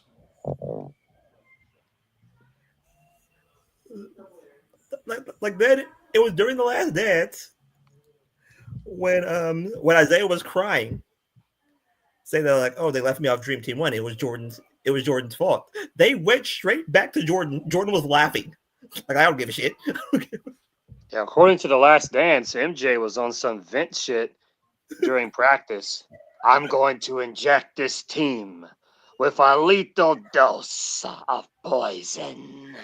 He literally pimp slapped Steve Kerr because Steve Kerr was beating his team, was beating the starters in a game, in a 5-on-5 practice game. I'll say this though. I'll say this. I always find it fascinating that the Space Jam movie was what got him back into basketball because he had to camp. So, and I think I said this before, like years ago. It's been a while, like 3 years. The other thing too, the most fascinating part about the documentary, and this does kind of correlate to wrestling, was when he left the sport and went to baseball, he had to train different muscles for a baseball body. So like the muscles that a baseball player builds is different from the muscles that a basketball player builds. It is. So like the training is a while. And so when I saw that, what it made me think about was it made me think about The Rock. And so many fans they're so blind because they didn't understand that there's a wrestling body and then there's a movie body. Rock's got a movie body, but he doesn't have a wrestling body anymore. And yeah, his wrestling body is that he injects himself with different roids. Obviously. And that's what I was saying. That's probably why he slimmed down. I'm telling you, he got that one more match left in him for that Saudi money, B. Well, it can't be healthy to be that big as he's getting older too. So like Right. then and like here's the funniest part. The funniest part about like this entire Jordan story is that Scottie Pippen started hating Jordan, right? And I still think this till this day. Jordan probably told his son, like, yo, get his wife. They're about to divorce. And his kid started dating Pippen's ex-wife. I was like, how the fuck? That shit was wild. And they was bumping mad cocaine. Like she knew you ever since he was like 3. Like, how the fuck? Somebody was groomed. Somebody was being groomed. She was like, man, when I seen you in them Pampers, ooh. Right. Like, you fucking weirdo. God. Oh, these niggas are so fucking weird, man. I swear. That's like Shaq. That's like Shaq telling one of his sons, like yo, get one of Kobe's daughters. Like, wait, what? Like that? Did Carl ever take care of any of his kids? I don't even know. He didn't. That nigga's like Brian McKnight. He don't. Oh, like my the only. Yeah, he's another one. He's another one that gets a pass because I people don't just know don't why. like that. Yeah. Brian He gets a McKnight. pass. Nah, mad chicks don't fuck with Brian McKnight. They over it with that dude. No, but here's like He don't get no damn pass. And one of like his son just died too. That's the fucked up part. No, but here's like the craziest part though. The kid or the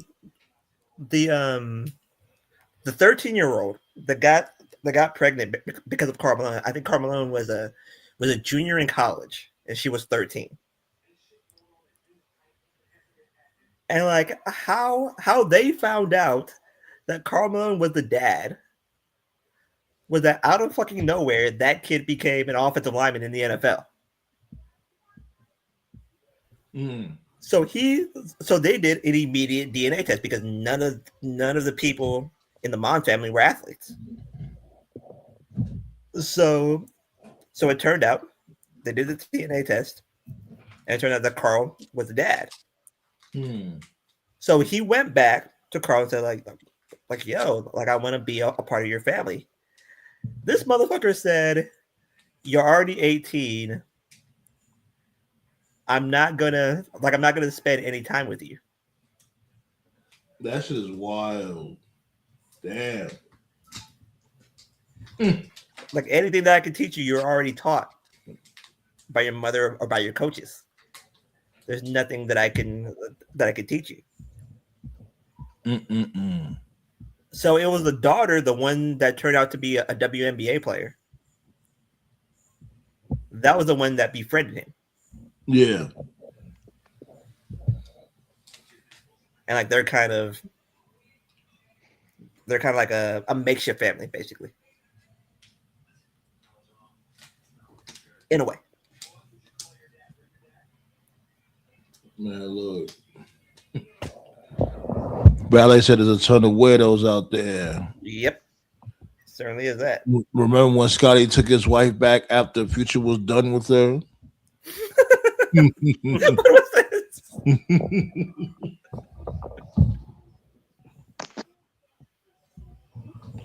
Let's switch gears real quick, though. Yeah, let's talk about this huge botch here on NXT. Wait, What what? happened? Now, talk about the match. Go ahead. What happened? So apparently Blake Monroe just lost her North American title tonight to the girl from Chase U, Thea Hale. And it looked like that shit wasn't supposed to happen because the way that pin happened, Jesus. Well, how did it happen? Like, Was she kicked out at 2? She kicked out, but the ref still kept counting to 3. Like, So she's like gonna a win forced, like a forced pin? It wasn't even like a forced pin. It was like a regular pin. It was a regular pin. It was 1, 2. Blake got her shoulder up, but the ref still counted to 3. And after that, it just looked like it wasn't supposed to happen. But since he counted to 3, he had to give her the belt. So like, it was really confusing. Oh, like I saw that the video of her getting the title, where she was crying, right? Yeah, but how it happened is crazy. Let me find out. You already know how it happened.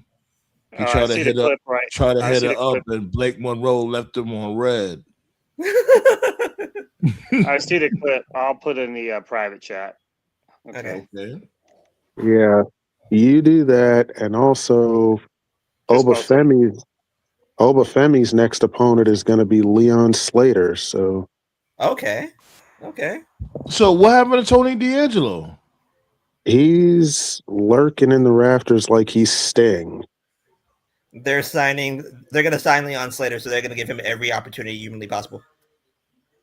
Yeah, he'll be there. I predict Leon Slater's going to be on NXT when he drops that X Division title.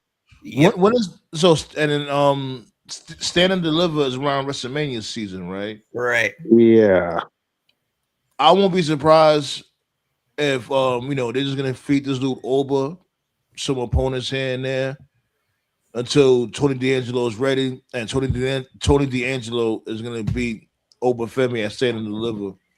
And then Obafemi's probably the Obafemi's finally going to be main roster ready. They do have a history. Tony D'Angelo is the first guy to pin Oba, so it makes sense in a way. One of the very few guys pin him. Yeah. I'm the ruler. Oba. I know they swinging at the air with the reaction that Oba got. That European uppercut he gave Cody, my God. And you're telling me Oba shouldn't have beaten Cody? Come on, somebody. He fucked up Cody something special. I dare anybody to tell me Oba wasn't going to be believable enough to beat Cody. I'm like, fuck is you talking about? Like I watched TKO the was clip like, like 5 times. That ref's getting fired, guaranteed. Yeah, you Yep. see what I mean, right? That shit was weird. That looked like that wasn't supposed to happen. So like, like her shoulder lifted exactly at 2. watch this, 1, 2, y'all. and the shoulder got lifted up. Yeah, like 1, 2, shoulder. like right at 2. 1, 2, right Shoulder up. there. Yeah, Weird. that's weird right there. Unless like the ref basically That was lost. definitely awkward as hell. That was very awkward. I guarantee. Unless somebody was in the ref's ear, because sometimes they used to do that. Like they would sometimes tell the ref just to like keep counting or some shit. I So guarantee maybe you, Triple H was like, fire that nigga. nah, man, because that looked like that wasn't supposed to happen. But to your point, what you were Yeah, talking that's her. about, It did look like that. It did. yeah, to your point, what you guys were talking about earlier, you were talking What's about up? but you had mentioned the other day. I forgot when Owens debuted, he beat Cena in his first match, and Cena was fine. So yeah, Exactly. Owens could have won that. Yeah, Exactly. he was fine. And then after that, he fucking obliterated this dude. After that, he beat him like what 2, 3 straight times. After that, Yeah, But the ass whooping, but that Cody received more than made up for it. yeah, but even still, Kevin Owens was still fine after losing to Cena until he wrestled Goldberg. But that's another story. man. Like Triple H probably told, oh well, the match is gonna end in a DQ. So get your shit in. And then all of a sudden he was like, okay. Like Cody, I'm sorry, I'm just gonna whoop your ass for the next 5 minutes. Because like you saw him, he couldn't walk straight after the match. Yeah. Well, to be fair, he did fuck up his ear. He seems to get his ear fucked up a lot for some reason. That's because he gets his ear fucked up every time he gets thrown in the table. Like maybe you should stop doing that. Yeah. Like TKO was right, man. Drew saved Cody from more ass whooping. Drew saved Cody from an ass whipping by giving him another one. Like like that's the logic right there. I agree, C Fluid. I agree. I think the thing is that she could push the envelope in AEW, and she's just not going to be able to do that in WWE. But she has to look. So just based off that, too many people look too similar to her. In WWE. Yeah. She has to look going forward though. But when she gets to call up, Tiffany's definitely fucked. So yeah. Yeah, she better hope that she goes to. Well, she better hope that she go to Raw. But yeah. What? So the problem is they keep hiring the same type of girls. I'm like, and turning them blonde. I'm like, so we don't need so many bleach blonde Barbie doll type girls on your roster, bro. Everybody could be diverse. And I just want to Mariah is great. But another thing too is Tony made her look better than she actually was. And I think a lot of people are starting to figure that out. I mean, she's not bad. Like she's a good wrestler, but Tony definitely gave her some shine. So I still think she could have did more in AEW, but oh well. Quick question: would you say the same about Stephanie and Mercedes? I think Stephanie was a wrestler for the brief time she was in AEW, which wasn't long at all. And WWE, I'm sorry to say, she has no character, and she's basically the devil's kiss. They don't use her at all. They give her no character. There's no storyline. And I think it was a mistake to have her go out there and say, I'm more than the devil's kiss. The fact that you say that, it's like you're trying to convince yourself that you're not. Because if you watch a Stephanie match, the fans are basically just on their hands the entire time, and they only react when she does the devil's kiss. They don't react. I would say this though. I would say this. What if that was like a low key protest? Maybe she went off script with that. Yeah, could be. Could be. Maybe she I just went think out there and was like, "Yo, I- like I'm really good at what I do. Can y'all stop playing yeah. with me?" Like, I think low key. I think low key. Stephanie is a fuck you AEW hire because she could have signed with them, but instead chose WWE. So they got her. They pushed her to the moon. But you can see like there's no plan at all. Like she's not hurt at all. Yet she's barely on TV. So it's like what's going on? And but yes, what she said about Nikki Bella was just prime time. Which is prime time. Oh fuck. Yeah, Like, she said, telling her she needs to retire. Yeah. Yeah. She told. She did a promo in Spanish. I was like, oh fuck. And yeah, Seaflu, that's true. I don't know exactly how much money she was making in AEW, but yeah, any person in AEW that goes to NXT, they're taking a pay cut. So she took a pay cut. What Stephanie Ricky took a pay cut. said was that she took a massive pay cut. Right. Was Stephanie NXT like pay is real? not I don't think Stephanie was even like fully signed to AEW. good. No, I think she was. She wasn't.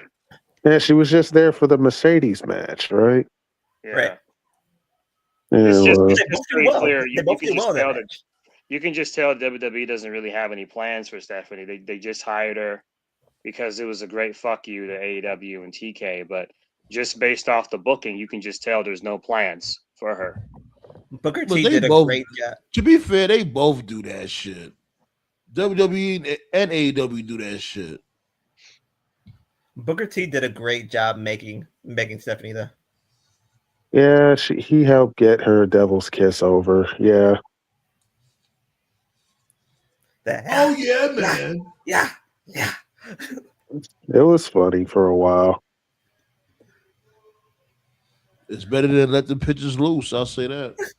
Oh God, I'm sorry, Taz. I will never forgive no. you for trying to get that shit over. I don't know why. Taz's best call is, well, here comes the pain.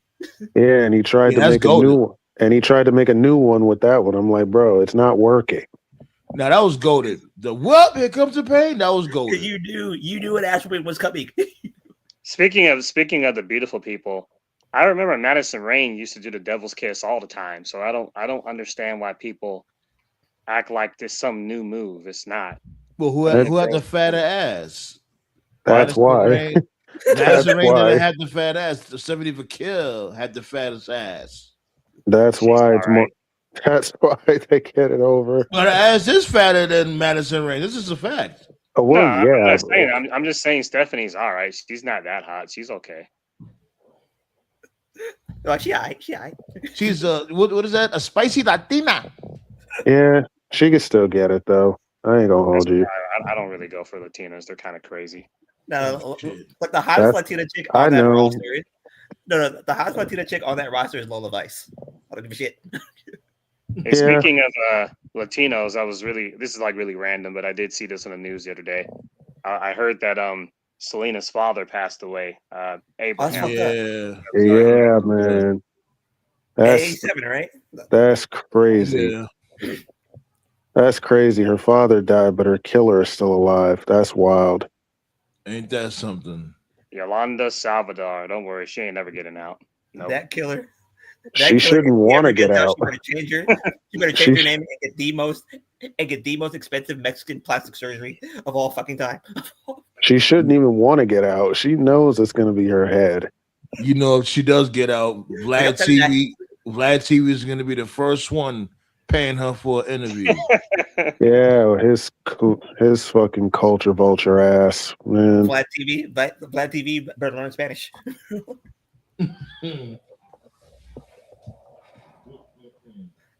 But did you Hold on, wait. This is what I wanted to talk about. Okay, with the whole matching the pre shit, right? There's my thing. This dude Triple H is so backwards, right? What he's doing now, or matching the pre, like with the whole trading montage. Should be there from day one. And yo, Black Star, can you please slow down? Oh, I'm sorry. Thank you. Like he could have been doing this from before she had went up against Becky Lynch. You feel me? And now you want to do it now. It's like it's hard to get invested. You know her with the all black now, and she's a little bit more vicious now. I see what they're doing. I'm not blind, but it's like, yo, you could have been doing this from before. Just like with the whole with this dude Cody and Drew McIntyre with the whole home invasion shit. You could have did this from before. Y'all gotta get y'all shit together, be with this backwards booking. Now, with Maxine Dupree, my main thing with her is that I see she's trying to get invested, but her moves come off as so slow. The execution is so slow; it's not fluid enough. It's like it comes off like she's scared to do the move because she didn't want to hurt her opponent. That's what it comes off as. Am I tripping with that? No, you're Well, not. to be fair, if you look at, let's see here, who's the perfect comparison for her? If you look at Trish, right, when she first started wrestling more consistently, Yeah. her moveset was extremely slow as well.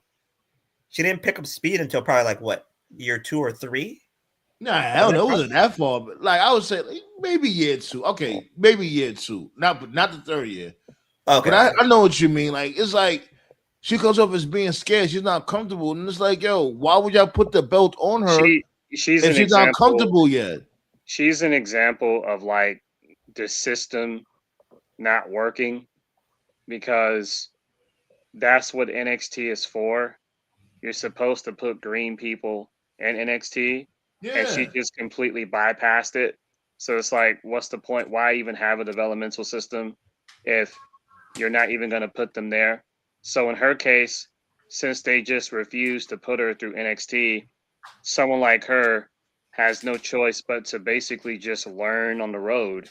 And the other issue that rarely gets talked about, we've mentioned it maybe twice so far this whole year, they've cut back on their live events, and a lot of hardcore fans, which is a killer.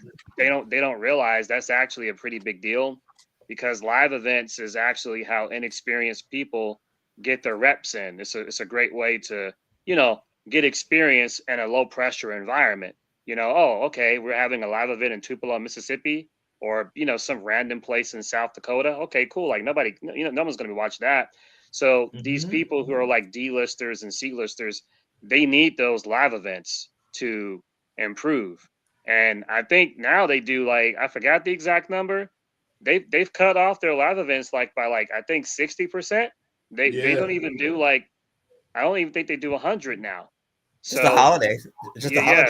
So it's going to be really difficult for someone like Maxine to improve.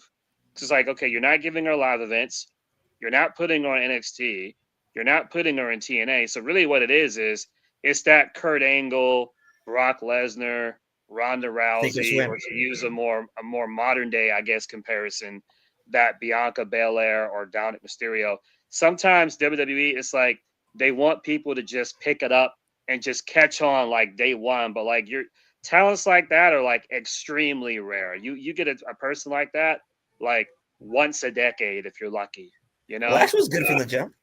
Well, my thing about that is, what's the point of having NXT if you're just going to do that? Lash Legend was good from the jump, though, on the main roster. Yeah. Well, they just hope that you just catch on and just figure it out, like Dom. Like I've said this before, nothing against Dom. I like Dom. And so I don't want people to think that I'm hating on him. Dom is a 100% fluke. He's a fluke. Like there's no way. I agree. Right. There's no way he should be this good, but it worked out because of the Judgment Day. Like nobody could have predicted like how well that was going to go for him. Like remove the Judgment Day. The beginning was fucking painful. Right. And but he lucked out, but not every wrestler is going to get an opportunity like that. So that's what they hope happens to Maxine. They hope that Maxine just catches on somehow in some story, but you can't force that. It has to happen organically, That's like literally the Triple H's, I would say that's Triple H's only real success since he's taken over, the Judgment Day. But I think we can all agree the shit's like stale as fuck now and it needs to end. But I'll give him that. You call that a success? No, it's a success in the sense that I would say Dom is more of a success than Cringement Day. The switch for Dom, the switch for Dom came in at a perfect time. I would Because say the remember, Judgment Day is a success because even though I think it's a repetitive faction and the stories are repetitive, it's the only original idea Triple H did that worked. And like just about every single person that's been in the group has benefited in some way. Like No, Rhea but that got was more wasn't over. that Vince's idea? I thought that was either Edge or Vince's idea. It was it started Vince's off as idea. Vince's idea. Right. It was Vince's idea, but then Triple H like took it over and made it better, you know? Yeah, the switch came on. The switch came in at a perfect time for Dom, and at a perfect time for Well, yeah, just Dom. Yeah. Like a perfect time for Dom. The person who benefited the most from the switch from Vince to Triple H was Dom. Yeah, I The agree. person who backtracked the most was Finn Balor. Flu said, "Sorry, but I disagree. Wrestling wise, Dom was trained by the best. Dom is not performance centered trained. Yeah, he was trained by Ray, but he had no character. You know, that's what I mean. Like they lucked out into the Judgment Day thing. Like, His character was I got my ass whipped by Brock Lesnar. right. Like it just worked. Like when he low blowed Edge and he low blowed Ray, and then he joined the Judgment Day, and then like this stuff with Rhea. Remember the social media segments where like it was Thanksgiving and they were ruined Thanksgiving. Oh, that was great. Right. That was great. Right, like you can't plan that.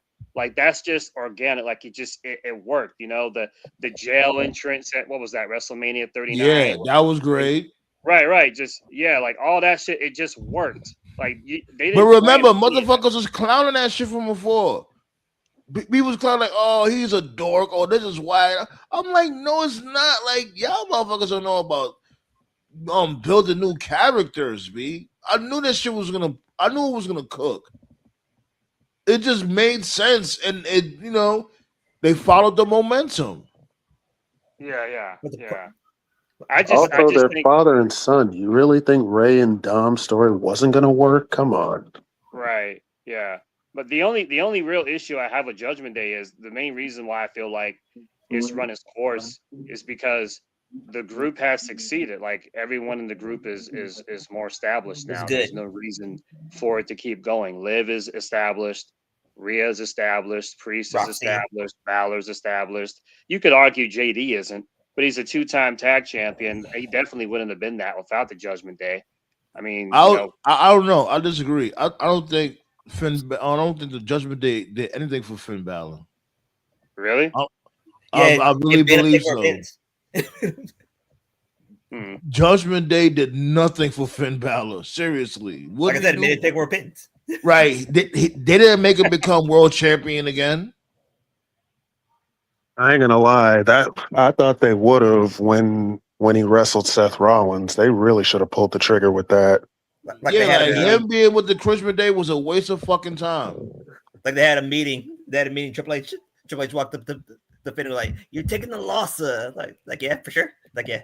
Yeah, like you supposed to be the prince. Like, nah, you're not the prince. You a tag team champion. To be fair, Balor was never that guy on the main roster. He peaked in NXT. I ain't gonna. He could have. I think the way they were about to push him on the main roster before he got hurt, he could have been. Exactly. I was about to disagree too. Because remember when he was beefing with Seth Rollins and he brung out the Demon, won the Universal Championship. They had plans for him, but with that buckle bomb, fuck day one off the buckle bomb. Yeah. And the sad part about it is they never trusted him since, which is crazy. Like, how you don't trust him when he's the one that got hurt by Seth? Like, what? It's the same shit that they did with Dolph Ziggler. I agree with that, but I don't think Balor was ever going to work on the main roster simply because he did not do enough to make the Demon different from regular Finn Balor. That was my big knock on him. Like, it looked cool, but when the bell rang, he wrestled the same. Yeah, that's my main gripe about that. Well, too. yeah. I always said he should have changed his moveset. I definitely agree with that. Yeah, I hear you on that part.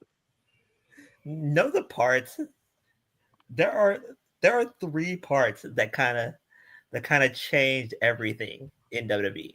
And tell What's me up? if you guys agree. What? The match, the match when Finn turned into the demon, I think he faced Roman, and Roman still beat him as the demon. Oh I yeah, also, Oh yeah, I, that's what oh, you mean the it was. match? It was a handicap match. Oh, you mean the Is it? match where the turnbuckle broke and we still didn't get an explanation? Exactly. That was Then Jesus Christ no, that messed up the what proper. was That's what it great. was. What was great was Roman looking up at the sky, thanking the tribal gods. like then I think this was at this or this was like the year before when Bray debuted. Oh no, I think this was the Fiend's second match for the title at the Cell, Yeah, and Seth probably cursed out him 95 times, which means that you shouldn't be moving. They kept on getting up. and then they ended on a DQ. Jeez, that match still pisses me off. Yeah, because Vince booked them in the corner because this dude's supposed to be impervious to pain, and it's like, what we supposed to go with this? Seth Rollins, he's not gonna win. This dude Bray Wyatt is he's supposed to be impervious to pain It at was that too time. soon. He debuted in like fucking SummerSlam. SummerSlam. He Yeah, did, and they did Hell in a Cell like the very next month. Like there was no build or anything. And third, Exactly. They did, but they always do that shit. Remember, they did that shit with Ryback. You know what I'm saying? They did that Right. shit with who else? the problem is they didn't expect the Fiend to get over so fast, which I and don't third, understand. Which I don't understand why they would think that, because the Fiend was fucking different. Yo, when he pulled up at SummerSlam, yo, that shit was crazy. That entrance, yeah, that Yeah, was a nice entrance. that shit was so That lit. entrance was awesome. The lantern, the fucking zombie head lantern, yeah, that shit was fucking amazing. And and finally, they or Bray almost got out of the grave off of that burial, and then Goldberg fucking used the fucking dolly to dig an even bigger grave yeah. by When he beating beat him with a by beating fucking him in Saudi suplex at 25 seconds. Right. with And then the Yo, world was with Bray a so was pissed. such a creative mind, man. It sucks. He was And then very fucking creative. and then the world was so pissed we had a fucking pandemic after. Like the very Yeah, man. A right. year-long pandemic. That's what happened after that. Yeah, A you year-long bear. pandemic. Yeah, you And you know buried the thing? your. You know what's the crazy thing? It's still around. You know that, right? Like that, the C19 is still around. Yep. yeah. Yeah, Motherfuckers never got rid of this shit. It's still here. you buried your most over talent for a match for Goldberg versus Roman, and you still didn't get it. In front of Ahmed. You Man. you wasted that shit in front of Ahmed. That's why Ahmed is dead right now. Yeah, you wasted that for to get one specific match at Mania, and it never happened. The only person who got over in Saudi works for AEW right now. I think that's like probably the craziest wrestler of the modern day. You're an FCW, you get called up to be part of the Nexus.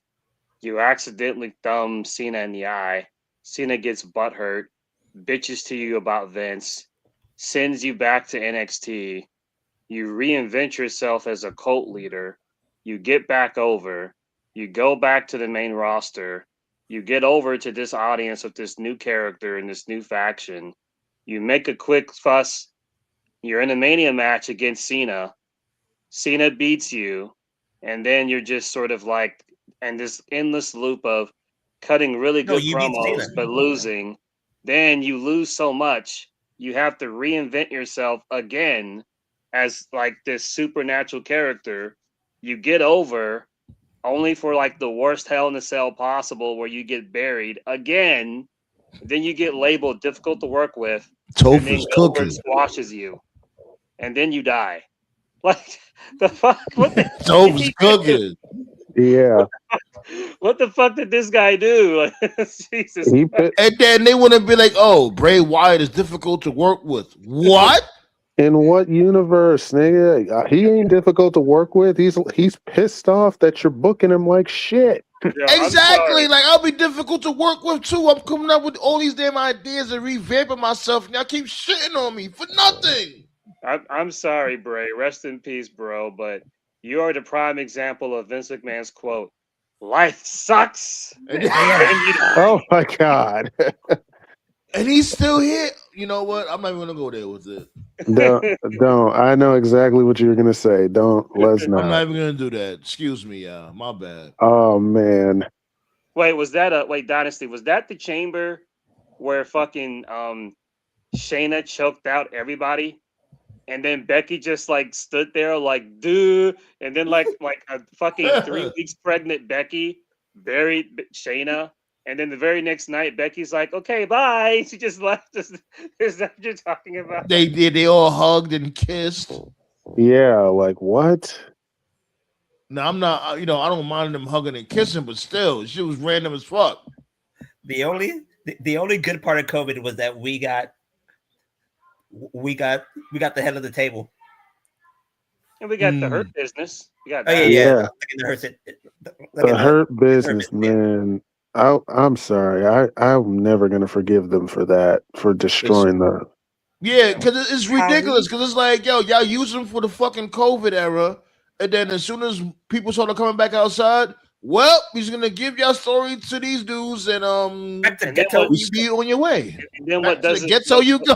And then what makes it like age even worse is like, yo, you stupid black stuff.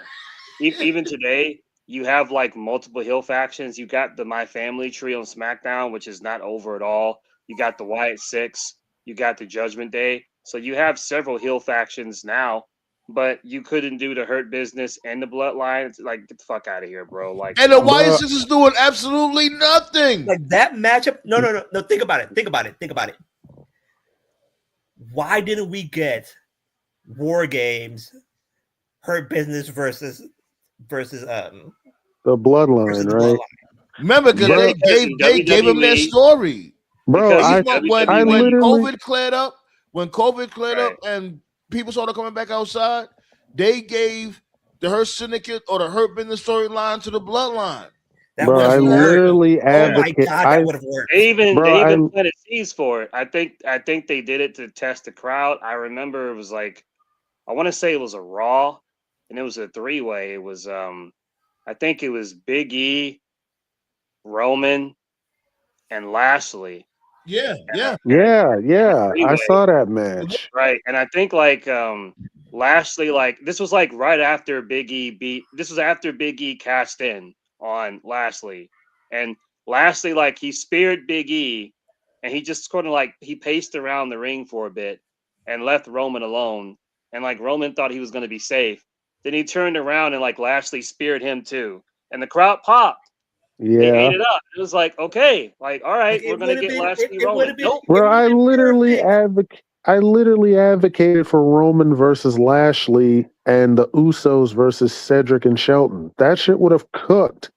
Yeah, it would have been perfect. That would have been a perfect War Games. You turn Big E heel, make him the 5th, and then like there you go. That would have been perfect. That would have been perfect. Remember, Big E was still with the New Day. They were still faces. But even still, but you know what? And you could have did a 3-way War Games. The New Day against the Bloodline versus the Hurt Business. That could have worked. 3v3. And just like from early, they ended up beefing with them anyway. Right. So that was was like, before, might as well. Yeah, that was before Solo and Fatu debuted. Back then, it was just Roman and the Usos. So it would have been Roman and the Usos versus the New Day versus the Hurt Business. Yeah, 3v3. That could have worked. This why I fucks with you motherfuckers. You see how we be booking shit from past, present, and future? Yeah. Or if you wanted 5 minutes. Or if you wanted, you could have did a 4-on-4 War Games, because I remember Sami Zayn just started coming into the mix at the time. So like the Usos, Sammy, Roman versus. Right. You could have had some real G shit. Like, yo, because I've always watched the uploads and all that, right? that shit is really crazy what we be doing. Like how we be sitting there and chopping it up, and we would just come up with all type of different scenarios and how they should have did certain storylines or putting certain characters over. We always do that shit. And you know why I say that shit? Because if you listen to other podcasts or uploads when it comes to these other wrestling content creators, whatever the case may be, whatever you want to call them, IWC, whatever, they don't do what we do. They'll just sit here and complain. That's all they will do. They'll just complain. They'll give no alternatives, nothing like that.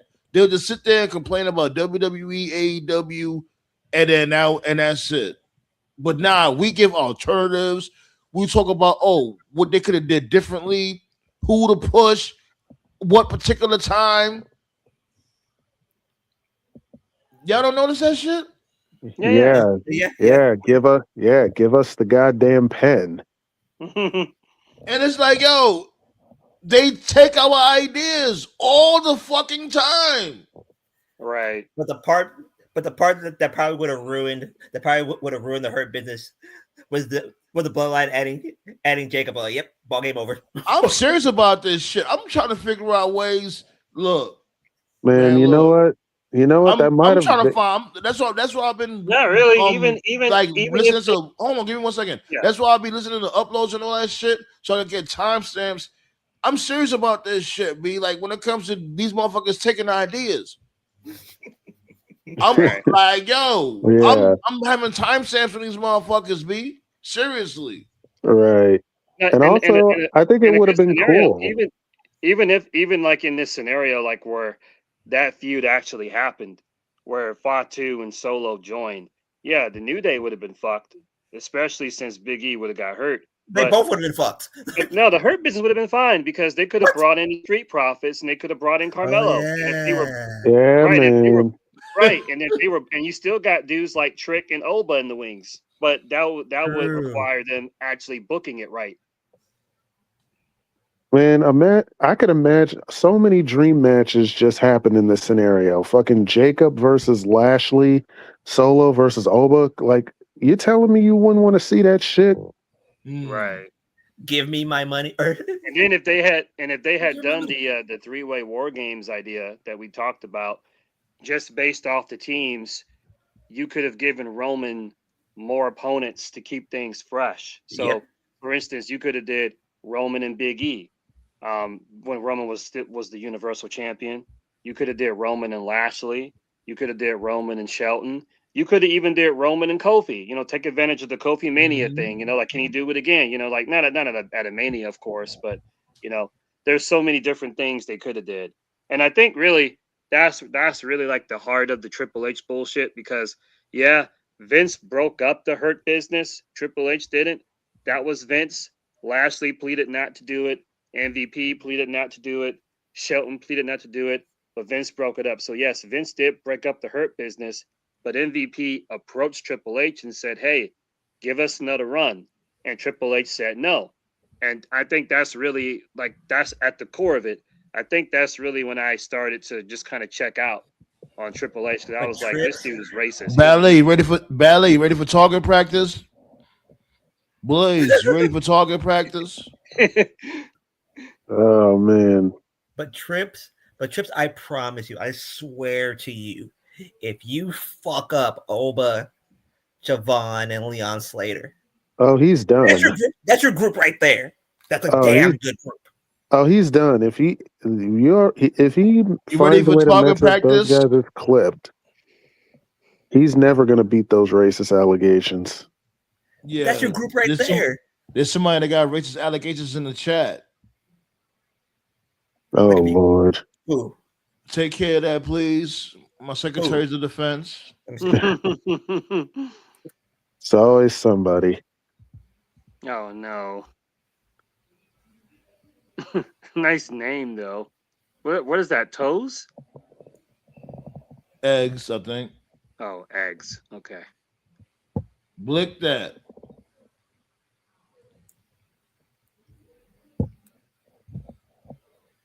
Looks like a.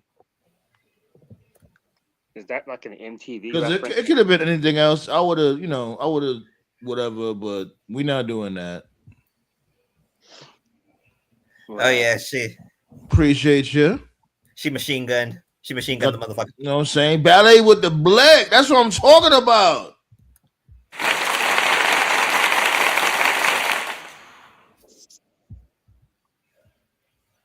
Now, but like, I got them shooters. but I guarantee always some asshole. Yeah. Shout outs to Mick Foley, by the way, standing to his principles. Always liked you, Mick.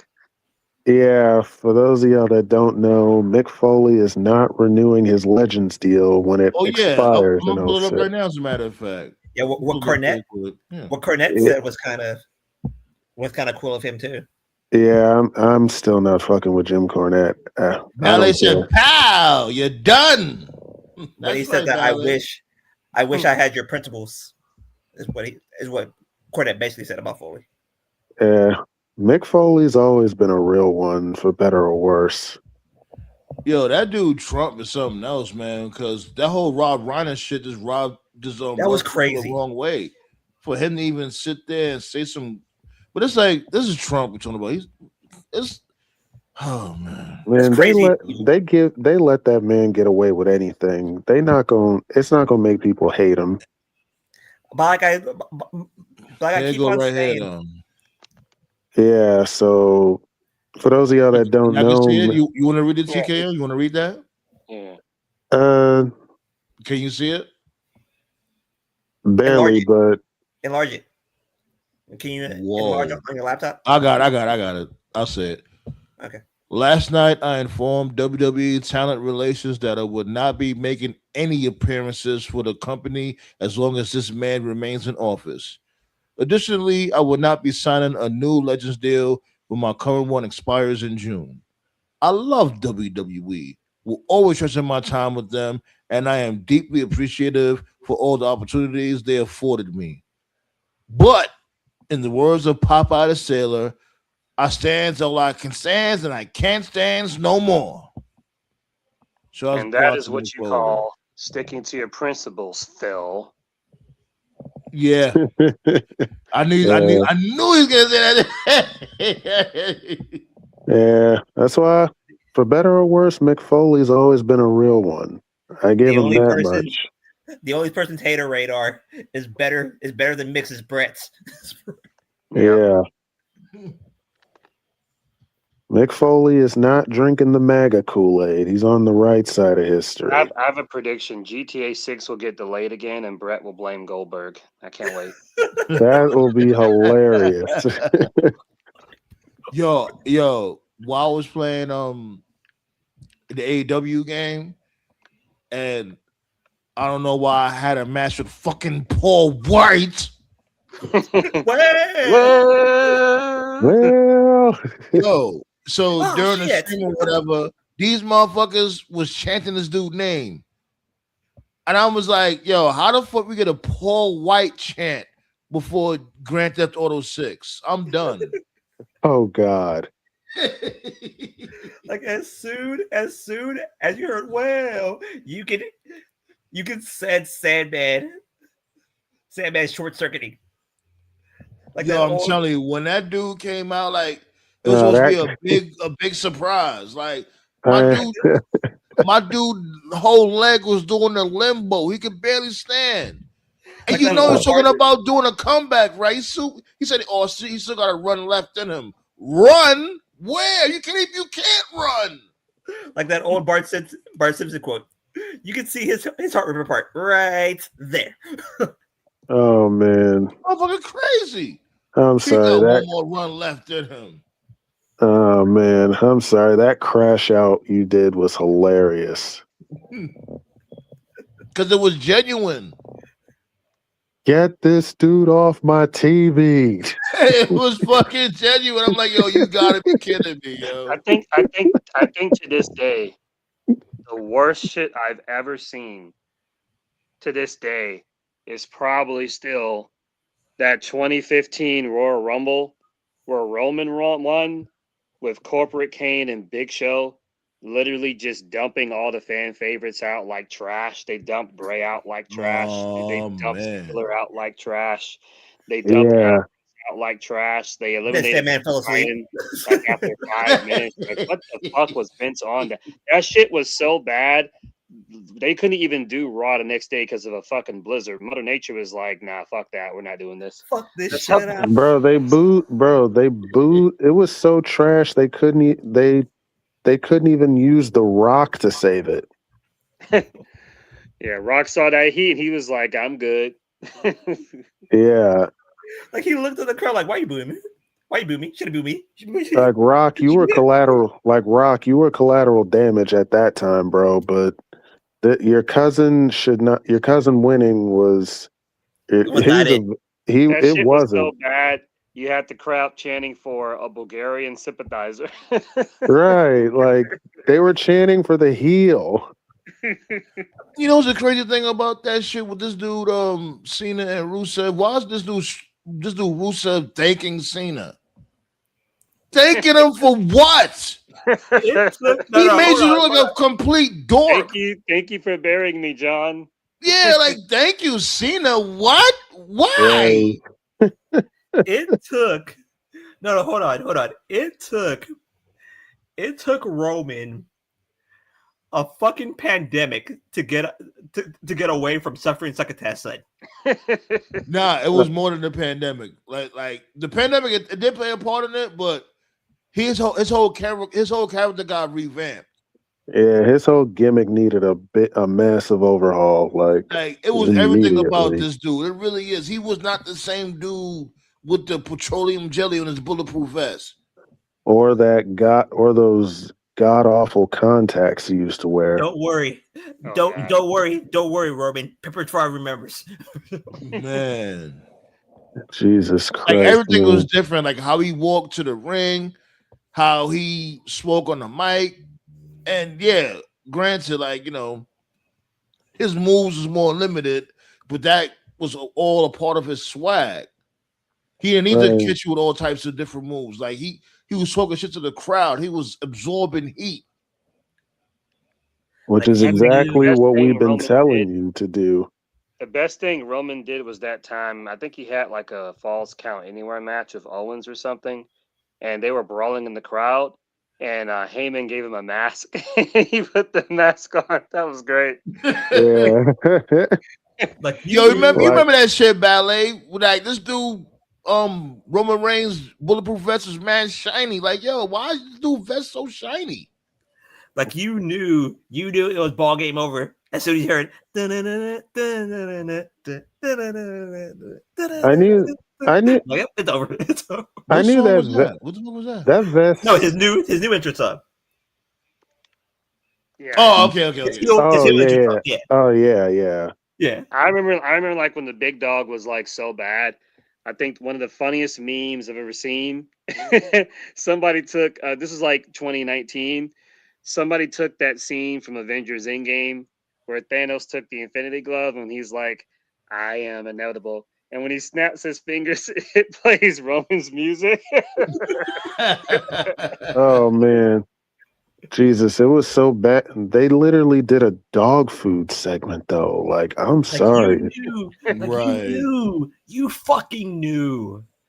But they want Vince back though. Give me you fucking Stockholm knew. syndrome. Stockholm. like you fucking knew that you had something when the night after Mania they were booing the dog shit out of Roman, and Roman said, "It's my yard now." I was like, "Yes, this is the time to turn him heel," and they didn't. Yeah, you're right, Black Star. That would have been. They should have had a plan. Right, the night after he beat Taker at Mania, and then they booed him. I'm like, bro, turn this man heel now. As a matter of fact, that would have been a perfect time for him to turn into the tribal chief. That would have been that right there. He should have started slowly transitioning to the tribal chief. Slowly. Right. That would have been, but there was no plan. It wasn't until Roman said, "Fuck this shit, I'm out," during the pandemic. Yeah. Until that. Yeah, let that sink in. We wanted Roman versus Goldberg, but Roman said, "Fuck you, I got cancer. I'm out of here." And not only that, remember they put him up against the Miz, and the Miz had the flu. I remember Yeah, that. Yeah. I And definitely they was like, "Oh, remember y'all that. dudes retarded. What do y'all got going on? You trying to kill me?" Yeah, you got You really got these motherfuckers against each other, and they're sick as fuck. Like, really? Like I The guarantee. story that I heard was that Roman and Owens were two of the only people that actually took COVID seriously, and a vast majority of the superstars were pretty openly just fraternizing and having parties during the pandemic. And I think Vince called Roman, and he wanted to meet him. And then Roman told Vince, like, I'll come if you can bring Owens with. If I can bring Owens, and Vince was like, fine. Then they went to Connecticut to sit down, and Vince was like, "What can I do to get you guys to come back?" And Roman and Owens were unanimous. They said, "I think they said you need to have some type of policy for people who either don't wear a mask or don't get the shot." And they And gave him that, and Roman still said "fuck you."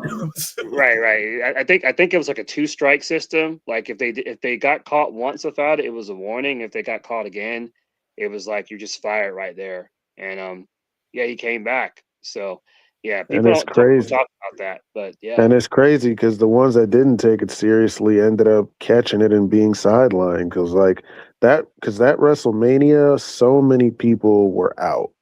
right. And Like, the one person I guarantee you Roman is thankful for is Heyman, because that was the one person who actually saved his ass. That's probably why He came back.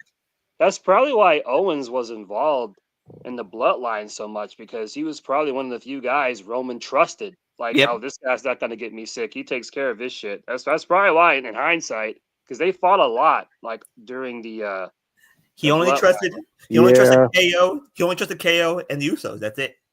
Yeah, but you would think that Kevin Owens would have been one of the guys to beat him.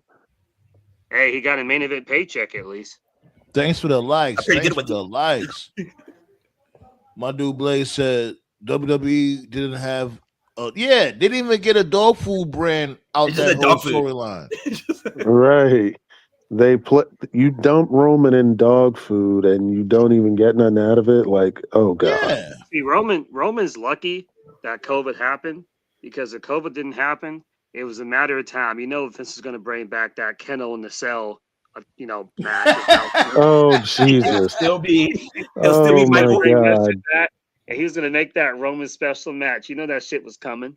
man, if that product was so dead at the time, they could have brought back Resident Evil dogs and won the world. Oh Jesus. They had that. Well, didn't they have somebody dress up as a dog in a mascot costume at that time? I think Yeah, so. I with think Corbin. so. With Oh Corbin. God. For that god awful Baron Corbin feud. I remember that shit. Yo, just bring Vince back though. Please bring him back. Jesus Christ. Like, Yeah. wow. Like, do y'all got selective memory as to how bad it really was before this year? They're that desperate, my dude. They just that desperate. They're like, yo, fuck that. And I get it, like anybody with Triple H. But yo, my dude, It was way worse back then. that's like we was in the middle of the sea and the boat was on fire and we jumped off the boat on an island land and on it the had nothing Titanic. but zombies. So we gotta jump right back on the boat in the middle of the damn sea. Pick your poison. Right. And then, like, here's the craziest part. Here's the following people that Vince fucked up on the way out. He fucked up Roman beyond recognition. Then he fucked up the Usos because Jimmy kept on getting drunk. Then he was trying to match Jeff Hardy in the DUI department. I don't know what the fuck he was on. Like then he fucked up Jeff Hardy because Jeff Hardy had a permanent breathalyzer. And that's no cap. That's no cap, folks. He literally had a breathalyzer in his car. Yeah. They have a system now where you can put in your car where you have to Like when you get drunk, you have to Yeah. breathe in that breathalyzer, and your car won't start. Yeah, Yo, Matt. if you over the limit, your car won't start. Yeah, Yo, Matt. they need All I that Matt, know bring shit. this is to my car. all I know is in 2025, if you got money, you got no excuse, man. Just call Uber, call Lyft. Now, And I that's why I was guarantee. calling Jeff Hardy a piece of shit in my I, video years ago. I'm like, I don't give a fuck. People always want to sit there and give people like that a chance because they know how to do a drop kick or they know how to wrestle. I Man, we're not guarantee. doing that, B. Come on, man. Like this dude, he could call an Uber or a Lyft, have somebody come pick you up in the morning time, whatever, come back and get your whip if you had a vehicle there at that particular location. You know what I'm saying? Like you don't want to jump behind a damn wheel, knowing damn well you're ossified and want to put other people's life in danger as I well as your guarantee. own. I guarantee you, whether he was at AEW or TNA, I guarantee you, Jeff called Matt. He's like, "Yo, Matt, bring it to my car real quick. Car won't start." That's where Matt lost me. Where Matt was talking about TK didn't use them right. Like the fuck you talking about, Matt? Yes, he That did. was crazy. He was gonna give you Yeah, the titles. Your brother fucked up again. Like there's And a that's the time and shit I there's was a talking place about for from LOL before. AEW, and that's not the time when your brother fucks up again, bro. Like that's not TK's fault. That's your bro's fault. The fuck? That's the thing I was right, talking about. Also, like how people don't appreciate the shit that Tony Khan has done. You know, yeah, Tony right, Khan he does do some dweeb shit. Granted, but that Deep doesn't shit. mean you got to shit on every single thing that he's tried to do or has done. You got to be fair. right, right. Like for better or worse, he got you. He got you help, bro. You hate it. If anything, you luck. If anything, Tony Khan was well in his rights to fire you, bro. Yeah, he should have. He really could have fired you, Jeff, but instead he took you off TV for like a month or two to get help. And he paid for it. And wasn't they 2-time tag team champions? Yeah. But here's the part. He never Here's won the it on part- they never won it on AEW, but yeah. Here's the part that trips me out about Jeff, right? Remember when he came back to TNA the night that he was blitzed? Yeah. Yeah. And then Sting hardway pinned his ass. Yeah, I remember that. I look back at that match, I was like, damn, Jeff, you was really gone, bro. Like, remember the night that he came back and AJ basically lectured his ass Mm-hmm. on national television? And I don't blame him for what he did. Like I look back at that promo, there was definitely some real shit behind that promo. Like to me, that was a direct shot at Jeff. Like, bro, you are fucked up and you need help. The story No, was they couldn't find Appreciate y'all him all hitting the day. tip jar. Appreciate y'all hitting the tip jar. But here's the part, though. Here's the part that kind of pisses me off about Jeff. You heard that speech from AJ, and you fucked up 2 more times after that. Yeah. And then what? And I don't want to get like I don't want to attack like a father or anything, but I mean he hasn't had any issues since the last one. But what confuses me is like, dude, like you're a father, you got kids. I mean, I don't have kids, but if I had kids, it's like, okay, if you can't change for yourself, do it for your kids. You know? I don't they think can any have of us no- got kids. None of us here got kids. Nah, I don't. I ain't gonna Yeah. lie. Nowadays, I might sound out of the ordinary, but nowadays I don't want no damn kids. No, that's a normal take nowadays. It's too much. Like I would love my legacy to continue on, but how the world is nowadays, there's too much mongoloids out here. B, I'm good. Yeah, just Yeah. adopt cats and dogs. Like then, Yeah. Like that was my kid, Smokey. Like that was. I don't give a fuck what nobody say. I was a fucking a pet daddy, cat Right. daddy. Right. That was my baby. too Yeah. much pussy even I can't handle. The fuck. Cause these motherfuckers be weird now. These little kids nowadays, and I get it. Every generation says it, but nowadays it's really No, it's it really true. is different. Yeah, it is. It's It is true. weird. It is weird. For sure. So I'm like, I just avoid the frustration. Like here's like the Too much. craziest part. Too much has changed. I know. My mom wanted me to be a teacher because that's what she was, and I don't know. Maybe I'll be a teacher someday, but school, like I've seen it, like it's too different now, man. Like you got these kids with cell phones as early as like 6. pre-K.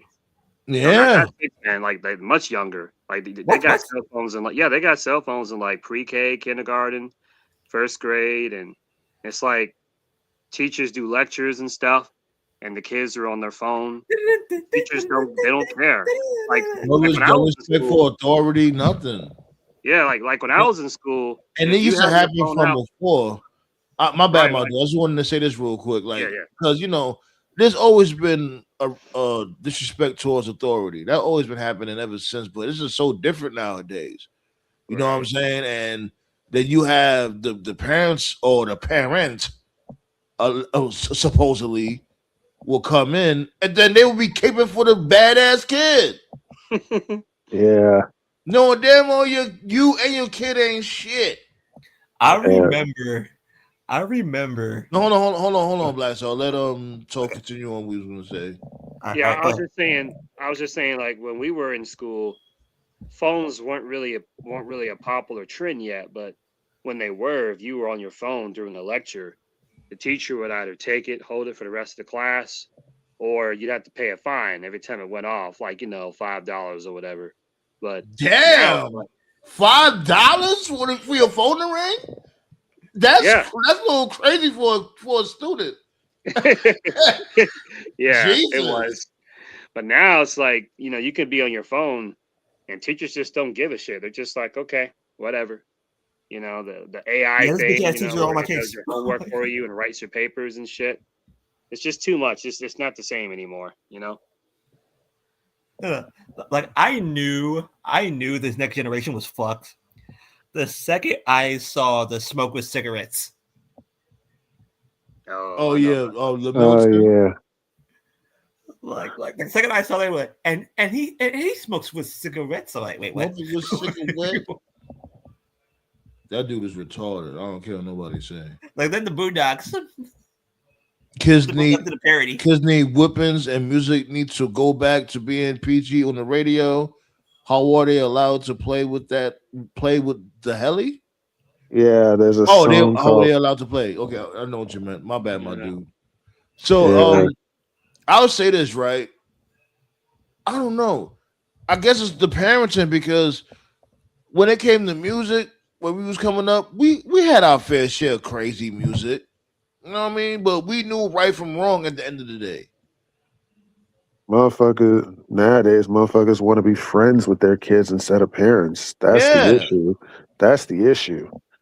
I remember when I was a kid, right? And I went to go buy GTA. I think it was GTA. It was GTA San Andreas. And like I had enough money, right? I went to the I went to E&B Games back when it was like in the United States. And I went in there, got the game, gave it to the guy. They said like, "Hey, is your parents around?" Then I lied and said like, "Yeah, they're in the car." They said like, "Yeah, I'm gonna hold this game until you get your parents." They won't do that nowadays. Don't even do that shit. Shit, as a matter of fact, nowadays you don't even have to go to GameStop. You could just order that shit online. Yep. Right. Are you sure you're 18? Yes. Yeah, they That's don't it. really. You're 12. They don't. Right. They don't really ask you what your age is no more. So I No, think there was they'll a ask story you. in You the just news. give them Like any that. age, and they'll accept it. I think there was a story in the news a couple of years ago where this kid, he was a little bit older. I think the parent tried to defend him by saying he had ADHD or something, but he had a Nintendo Switch with him, and the teacher took it, and then he attacked the teacher. He like jumped what? her and knocked her unconscious. I Like, heard about yeah, that. There's a few. Yeah, There's and a gave few her- instances like that. Yeah. yeah. It's actually on YouTube. The attack is on YouTube. It's not that long. It was like 3 years ago. he was old. He was old. He was like 19 in high school or something. So he had some condition or That something. dude retarded. He retarded. The reflexive Sandman is shared by the entire roundtable. Yo, yeah, we couldn't have Eugene now. Oh my god, we couldn't have Eugene now. Oh, yo, WWE would have went to the ringer. But yo, listen, it's getting mad late. So let's get to the Dynamite card. What's going on? What's going on tomorrow? What's going on with the damn tournament? What the fuck is that shit? Round Robin C2 Classic thingy? Yeah, Continental Classic. Yeah. Continental Classic. Let me see if I can pull up the tournament tree real quick. Let me see if I can pull up real quick. The Cena tournament is called the C1. This is the C2. C1. I got the card. C2, I got the card right C4. here. So. Yeah, put it in the No, matter of fact, you're gonna say the card. I'm gonna try to look for the tournament tree when it comes to the Continental Classic, and I'm gonna pull up. Like I saw that Moxley only has one win, which surprised me. You know. Yeah, it's because Mox about to get lined up soon. While you guys are doing that, I'll say here that as of last week, Wrestle Kingdom officially sold out. They got 50,000 seats sold. So this is the Tanahashi's last match. Yes, sir. Yeah. This I think it's the biggest Wrestle Kingdom for them in about 20 years, and Okada and Tanahashi will be main eventing. So, yeah. They wanted to be Nakamura versus Tanahashi, but WWE said, "Fuck you, motherfucker."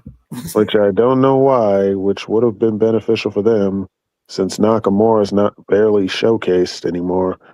Nakamura doesn't care. All right, well, hold on. Let's what's going on tomorrow? Let's focus. What's going on tomorrow? Okay. TKO.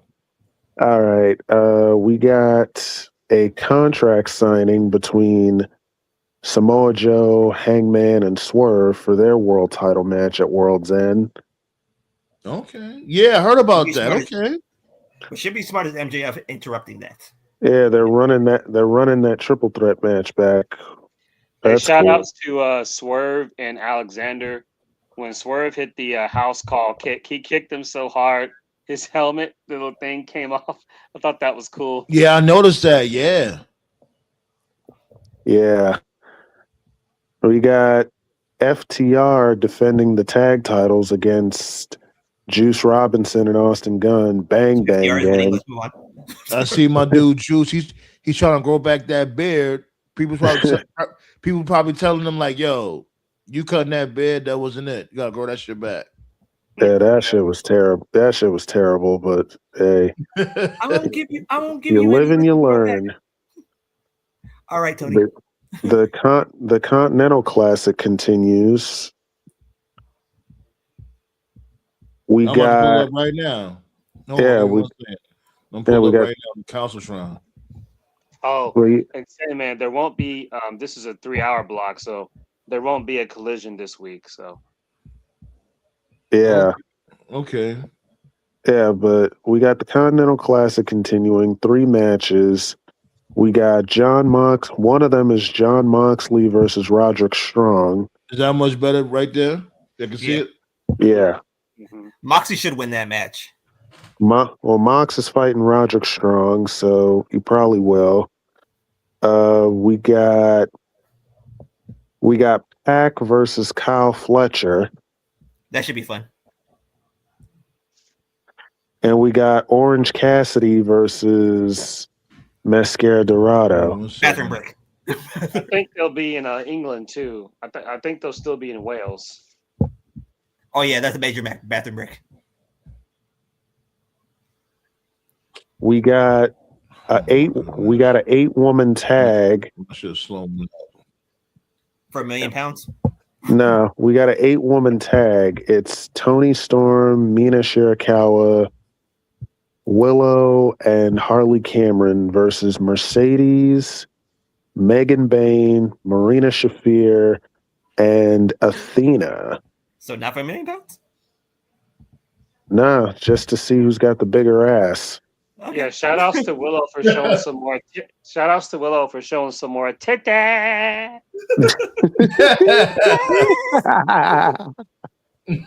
Oh man. Oh man. Yeah, for real. Willow, you knew what you were doing. Yeah, she does. Yeah. You said it wrong, Tove. It's titties. It's a nice Willow. titties.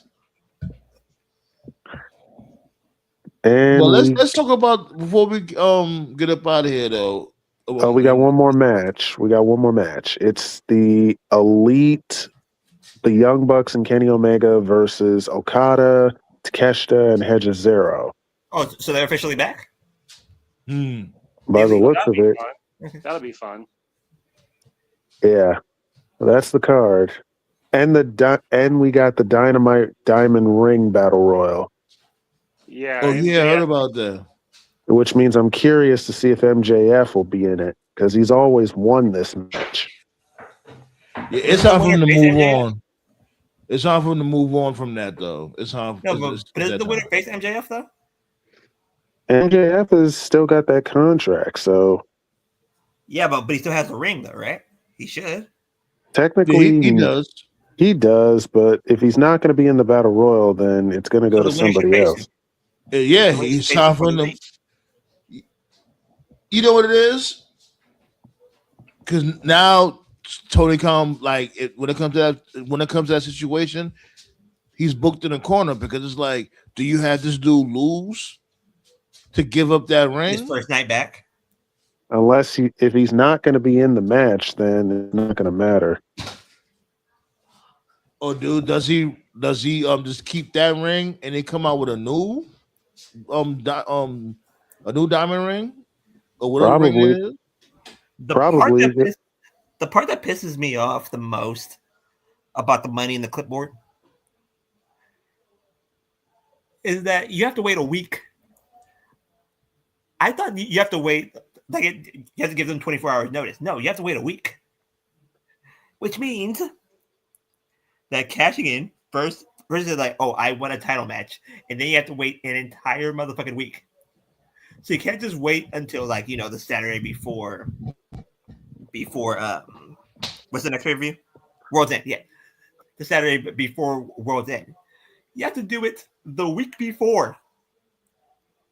So essentially, he's going to have to call his shot, I think, this week. He has to call his shot tomorrow. Pretty much. To get a title shot. Pretty much. What? My goodness.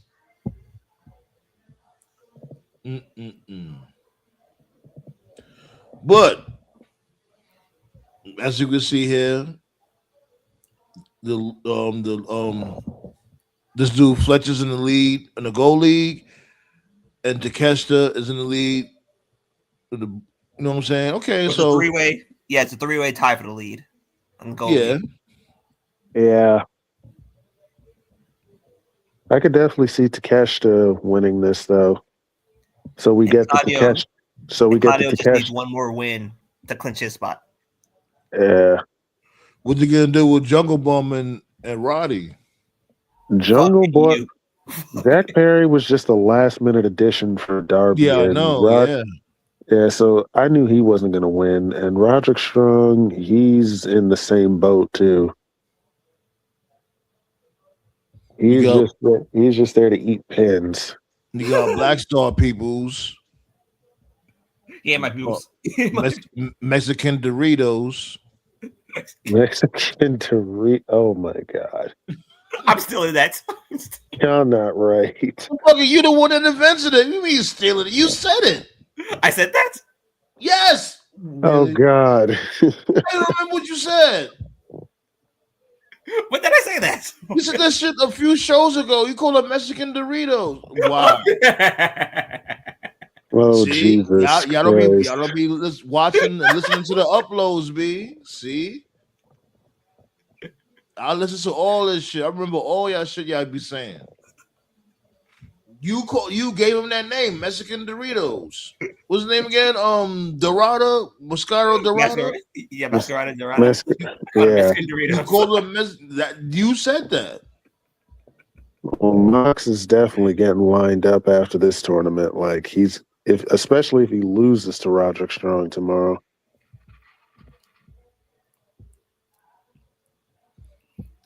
No, it's funny. Ballet cracking up. No, it's funny to me that Mhm. that there is a basic, like a good wrestling story, right? Has it's more like a good wrestling story. It's kind of like a good movie, right? It's kind of like, let's see here. Like you can compare Vince and Austin to The Godfather, right? Can we? And then basically, the Bloodline is the Dark Knight. It's the Dark Knight movies. So, what movie do you compare the Death Riders to? Fight Club. Yeah. That's what wasn't a it's series of supposed to movies. be. That's exactly what he's supposed to be. Fight Club. This dude, John Moxley's supposed to be Tyler Durden. Mhm. But They Tony honestly Khan remind me just of didn't book it right. He should have booked it like that from Jump Street. They remind me like of an '80s movie, but yeah, Fight Club works too. Yeah. It's like a mixture of Fight Club and American History X. Yeah, no, that was the movie that I wanted to compare it to, like American History X. But yeah, Fight Club works. Yeah. But if you go the American History X route, then there needs to be the person in the group to wake up and be like, "Yo, this guy doesn't know what the fuck he's talking about." You know. That's gonna be Claudio. Yeah. That's what it's looking like. It's He got the first pin off of him within the group, so it makes sense. I think the big lesson I learned from watching American History X is like, how the fuck can you survive being killed by the Terminator, but you get shot in the restroom? You ain't shit, John Connor. Tati's about to spontaneously combust when they turn on Moxley. It's like the movie was like, so you think Edward Norton's gonna turn back into being a racist again because a black kid killed his brother? Yeah, the black kid put off a bang. You think you're in charge? He ripped off motherfucker's face. Yeah. But yeah, but TKO. Speaking of this one thing, like, I forgot to mention this shit when it comes to the whole Cena farewell match. You know, he was supposed to have that in his hometown, whatever the case may be. And they was like, you know what, let's switch it up. Let's put it in Washington, D.C. Hopefully the president will come through, hang out with us, whatever. This motherfucker didn't even show up. Because the president said, I don't want to get booed. Yeah, Trump didn't even show up. So y'all did all of that shit. Like y'all just kept dubbing Cena every which way. He couldn't even at least tap out in his own hometown. Like, now, real quick, before we continue, TKO, you drank some Monster tonight, right? Yeah. Okay, just make sure. Well, shit, maybe when you put it like that, maybe Trump was smart. Maybe he was like, "Oh, okay, you're gonna make him tap out. There's gonna be a riot. And they're gonna kill me. No, I'm not coming." No. that's the excuse they needed, right? Yeah. That's not even the excuse that they needed. He knew he was gonna get booed. Washington D.C. is not a friendly area for this motherfucker. Washington D.C. is not friendly for anybody.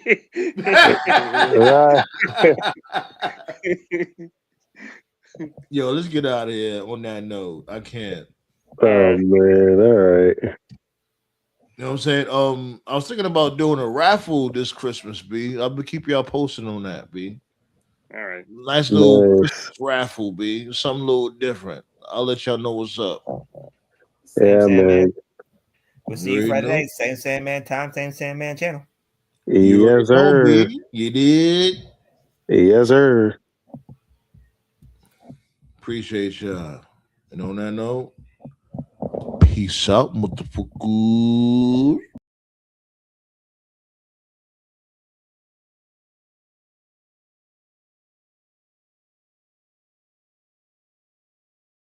Feel the explosion, burn from fire.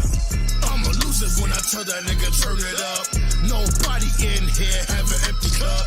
Better run and escape and go pray. I'm a human hand grenade.